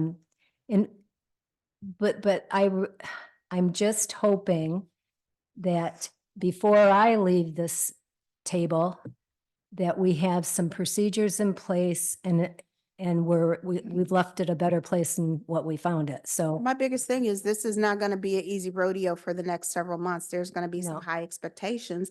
And as the supervisor of the person, the expectation of you is to really put down the gamut of these are the things that we need to have in place. Right. And it's not going to be about the next person coming in that has to do it. That stuff needs to be happening now because it was supposed to happen 3 years ago. So we need to have a plan in place. I'm happy to help you do it. Yeah. To make sure that we're getting the things that we need this year with some goals Yeah. and some dates and some expectations. And then by in summer or whatever, we should be putting together a job description absolutely. of what it is that this next person's role will be. Right. And then we need to start doing the interviewing Yeah. and planning and So prepping. I think that's an excellent plan. You got it. Excellent. And I also think we need to express to him how much we appreciate his service. Mhm. You know, we got to tell him we love him, but we are transitioning. Does this require a motion of any kind I tonight? don't think it requires No. anything No, other it just than, requires your fair follow-up. it requires a discussion that is not about, well, the board made a decision. This is It's a leadership this is a discussion. leadership discussion. And we need to have a conversation because this is where we're heading Mhm. as a township, and this is what we need. And we need to just create this plan to make sure that everybody is getting what they need out of it, including him, because we have to take into account his service to this township. There is a job description for the controller. Can we see it, please? Because I have yet to. Yeah. No, there really isn't. There is a, I No, don't it see isn't. it. It was included in the. So let's, It right, was thank included in the you. resolution. I'll send it to you all. Okay. Every position. Okay, job. so we will do that. Since no motion is required, we can move on to O, which is our purchase agreement with the United Methodist Church to purchase what's commonly known as the Dixboro Green. And we have, The numbers were off because Because we had to move Okay. around. This is, You Fine. figure that one out, Lynette, you know, what number this is tonight. no, the I think this number's is correct on the resolution. All right, I'm saying forget the alphabet. okay, I'm On the not sure where we're agenda. at in the alphabet. I think we're on O. You're Right. on, no, but no, it doesn't matter. You're on the right. Yeah. So we had a closed session where we discussed this, and I think we're in a position now to make a decision about what we're gonna do with this proposal, and I'd be open to any motions. I move that we purchase the Dixboro Green for $46,000. Do you have to add your little thing, the property description with it? No. Anything? Okay, The motion's fine. Based upon the purchase agreement that I submitted to you and that you reviewed Based upon this. is what you want. And the conditions, the purchase agreement and the conditions, and the conditions. the most recent Right, edition. the ones right. we review. And also that, so I move that we purchase the Dixboro Green for $46,000. And I also move that any renovations to the schoolhouse, to the parking lot, to, sidewalk, and maintaining and repairing the historic merry-go-round will be paid out of the general fund monies when that arises and not the Parks and Recreation Commission. Minus the $30,000. That Well- can, Wonderful, that, Gary. that, That's up to them. Well, We, Tommy already promised minus 30,000. All right. all the dollars. all right, so Lynette, you called the question? No, I didn't. Okay, you did. Tom said he's gonna get us some more money. Did I hear that? Any other questions? Okay, Lynette, Support. read the roll. Anybody support it? I just did. Oh. He asked me, did I do it before, and I didn't. Yeah. Ranky, Yes. McGill, Yes. Seacrest, Yes. Schwartz, Yes. Galveston, Yes. Finley, yes, Lewis. Yes. It's unanimous. Okay, that takes us to P, I guess. Oh, we didn't do K. Well, when he walks back in. We'll go Okay, back just to it. remember, okay. Yeah. Okay, So, P, that is what to file or to, For the township, That's the instead of township. Bernice filing as an individual citizen. requesting the Washington County Sheriff's Department to do an investigation on the $100,000 From the board perspective, yes. or perspective. Oh, You need something from us other than what we're doing now?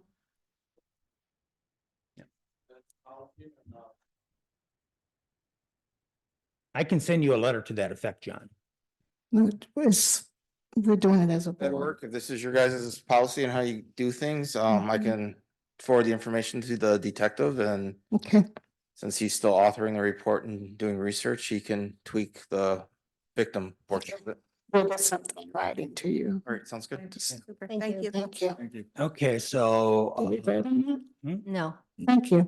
Pardon me? We didn't vote. We didn't. Did anybody support what I said? Yeah, yeah, there's support in a motion. Now we have to vote. support. We did not We vote. have not voted. That's what I'm saying. All in favor of this item, say aye. Aye. Any opposed, say nay. All right, it passes unanimously. We move on to, Go back up to K. Yeah.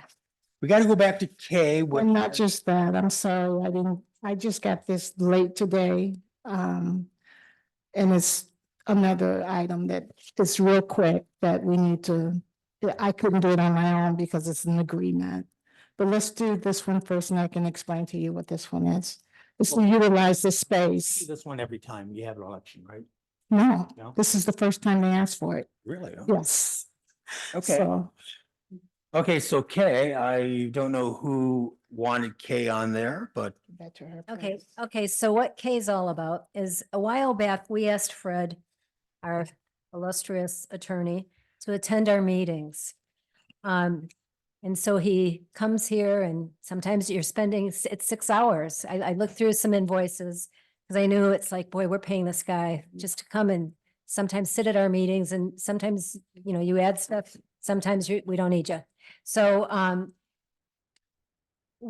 I would like to make a motion that Fred not have to come to our meetings so often. We need him. He can be on call if you want. And if we do need him, we'll bring you on in. No. I Yeah, would we'll second come it. if he's requested, he can come. Otherwise, Right. he's really, I would second that because I All right. totally agree. I don't know if we really need a motion on that, you know. Yeah, well.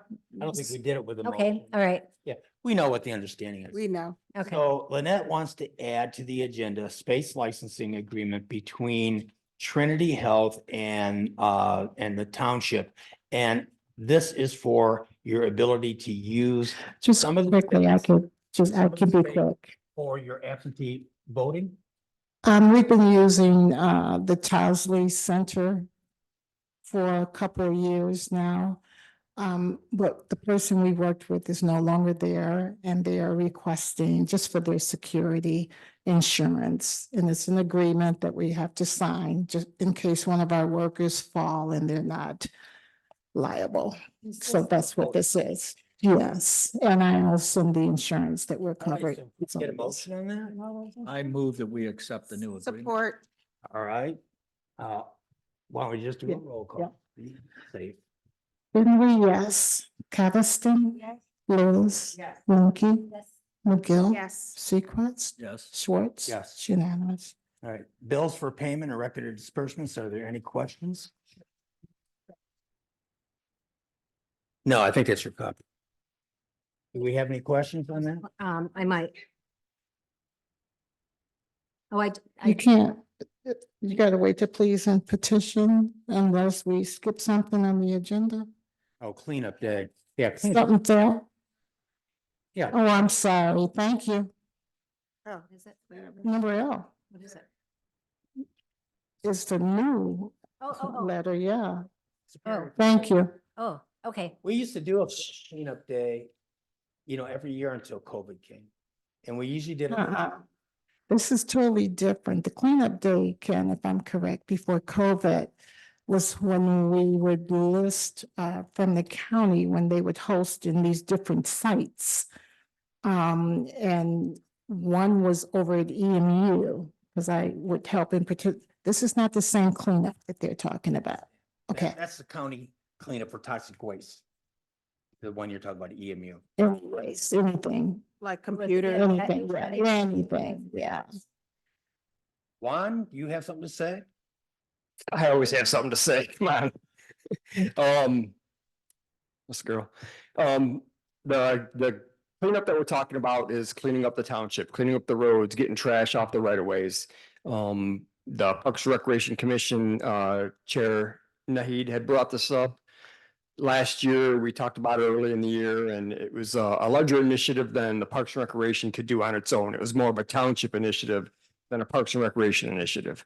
Irma Golden had the same idea and started putting some notes together and some costs together. And we're going to work with the Parks and Recreation Commission, get some volunteers. So it's an event we want to do in the spring, gather volunteers, supplies, assign areas, send people out, picking up roadways, right of ways, cleaning stuff up where it's safe to be. Great. So Juan, why don't you put something together just to inform us the date and how much it's gonna cost, and we can just deal with, everyone's in favor of a cleanup day. Yep, okay, I know, Irma has already done a lot of that legwork already as far as getting pricing and equipment, and she's gonna lay out, areas to work on, so. I know Nahid is really passionate about this, so I'm sure she'll be helping out too, and we'll get some, Parks and Recreation Commissioners involved, and we'll hopefully get something to you next month for approval. Okay. So can we contribute some to this? Like, can we do it with a township parks partnership? You mean to To take money out of one of the funds and pay for it? Yeah, I we think pay we for could take this GFL. Out of the general fund. Yeah, It'd be a minor amount of money. We're not Right. talking about. Does GFL give us money like, was it Republic used to give us? Yeah, maybe money? no? Oh, they don't? Okay. We're gonna get yellow bibs. Yellow? Yellow bibs, so we don't get hit by. Yes, yep, we're gonna get bibs, and I'm gonna give you a trash picker, and I'm gonna say, Willie, Hit it. right down there. Okay. Get that All right, thank you, Lon. We'll look forward to that next Great. month. Sure. Great. All right. Bills for payment. Did you Okay, have so something? I just wanted to bring out a couple of things, not a lot. So as I was looking through them, I noticed that Mr. Bradford received a certificate. We paid for it. Was it a park certificate? Did you do something? Some good thing? It says that we paid National Recreation and Park Association. Did you earn some? Oh. Yeah, yep, I did. We renewed our membership, but also I recertified as a Parks and Recreation professional, which is a national certification. So it's a 2-year certification, CEUs, upkeep, training, so. So you recertified. I recertified, yeah, I originally certified 2 years ago after about a year of studying, so, something I wanted to do and I did it. Did you have to take another test one or? No, as long as I keep my, continuing education units up. Okay. We're good. Great, congrats. Thank you. All right, the excavating that Jim Kovalek. You gotta speak into the mic, please. The excavating that Jim Kovalek did for 4,000, was it No, that was a deposit. that was just, so it was just a deposit on the septic? It's the deposit on the septic. Okay, system. thank you. And next month I will be bringing, so we bid out the septic and the plumbing, wasn't included in that work to connect the interior of the building to the septic. So I'm going, Povlax gave us a bid, came in late, but it's $1,750 and that would complete the project because right now the pipe discharges to the west side and we got to change that around and have it come to the northeast corner Okay. and then connect into there. So the only other big thing is the LaSalle lawsuit. That's the purpose of this. It was 23,000 to Denowith. It's charged to utilities. Do we not get insurance for that? So Don't that's- ask me. that's a I don't separate- cut the bills.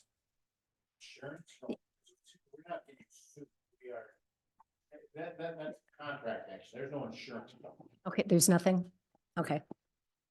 Just Yeah, wondering. your question. Not for a breach of contract claim, there is no insurance coverage. Okay. Anyone else have any questions on bills for payment? Seeing none, we'll move on to pleas and petitions. Is there anybody who wants to make a plea or a petition to the board? Yes. I have one too. Okay, go ahead.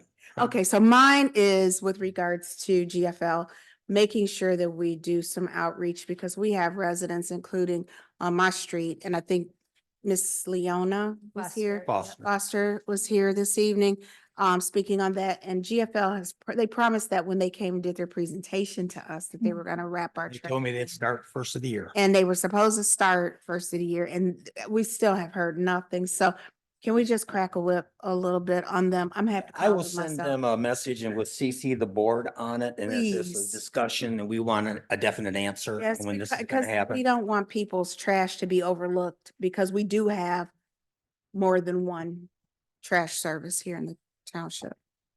We're cleaning up. Not for residential, but yes, for the commercial and the apartments, they can use their own. Okay, any other pleas or petitions? And also I'm sorry, Oh. piggybacking on Taz Networks, I would like to also make sure that we have a discussion or take action to replace the IT because again, my utilities folks are having nothing but heartache down there and they need to get this together, just saying.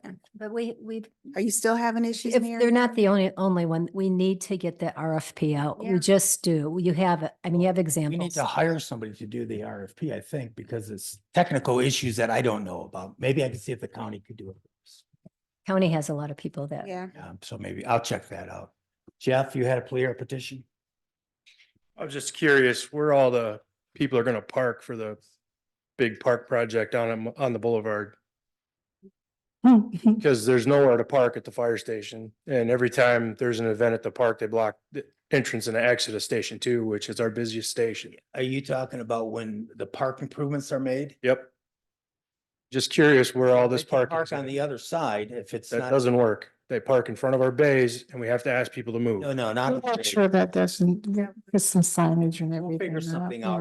Okay. And it's- Because that's across the lot, like you said, it's, Is there any thought to replacing Station 2? The building was built in 1976 and we're making all these plans to do a lot of cool stuff, but we need a new fire station. So I don't know. Well, we don't have an extra 10 million I right was about to now. say, that's a lot of, a Well, lot of money. We let's just don't have it. make plans for it, right? I'm just asking. We've So- been, we've We- been definitely. We took talking about- architectural bids last year, or maybe it was a year and a half ago. And the least expensive estimate, I think, was 7 million, and the most expensive was like 13 million. For a 28,000 square foot station that we didn't need. We need a 7,000 square foot station. Well, We're doing it, we're doing the best we can. You can see through the walls, there's no insulation. We've done everything we can do, plus we need to make more upgrades and it's falling apart around us, so. I'd really love to sit down and talk with anybody that will listen about a plan to build a new station that's feasible, because it's gonna keep nickel and diming you. We're gonna come back with more stuff because there's no insulation in the walls. It's inadequate for what we need. $1 million ladder truck sitting in a station that we don't need it at. We need it in the south end. Jeff, we all agree. It's just that we can't come Okay, up with well- $10 million right now to build it. Well, we needed $10 million 20 years ago. Whatever, we don't have 10 Okay. million right now, or 12 million, whatever it would take. We are saving a reserve on that, but no way it's gonna match. I have a question, Supervisor Schwartz, you said that the audits had come back good. Yeah. Have you read the management letters attached to the audits? I have, And you understand what a material weakness is? I do. And it's been listed on every management letter? So the audits aren't coming back good. And the material weakness has been internal controls. And the one I read was a few years ago, and for trustee Linky to bring it up again, internal controls, it's still an issue. So I just wanted on the record that how the audits are coming back. Thank you. Anybody else? Is there somebody Yes, online. on this online? Yes, it's getting the mic. I'll take it back. I just want to say thank you for. You have to speak up to the mic. You gotta gotta- do it in the mic, sorry. I just want to say thank you for item P or K, and I know there are a lot of people in your community that aren't here with us that told me personally that they are afraid of Infinity Homes. Okay. Thank you. They're afraid of. Infinity Homes. They're afraid of them? Yeah, Yes. they're afraid of being sued. Oh, Thank you for bringing that to our attention Yes. again. Very much. So a resident says, speaking of the audit reports for the past 3 months, we have stated 2021, 2022 are not available online, and yet they are still not posted online. What is the board's reasoning for not listening to our residents' request when it comes to financial transparency? Concerned citizen says, why does the township controller not participate remotely in these meetings over Zoom? It seems he sometimes watches them over YouTube at a later time. But as Bernice mentioned, they should be present to feel some of these concerns in real time. Is there someone? You wanna take over? Well, I'm sorry, you did run out. I'm sorry. Was there anyone else for pleas and petitions? Nope. With that said, can we get a motion to adjourn? Support. Okay, let's go. Hey, so much for our and a half recommendation. You wanna? Right. Deuces. Take care. I'll send you emails. Well, good. Thank you.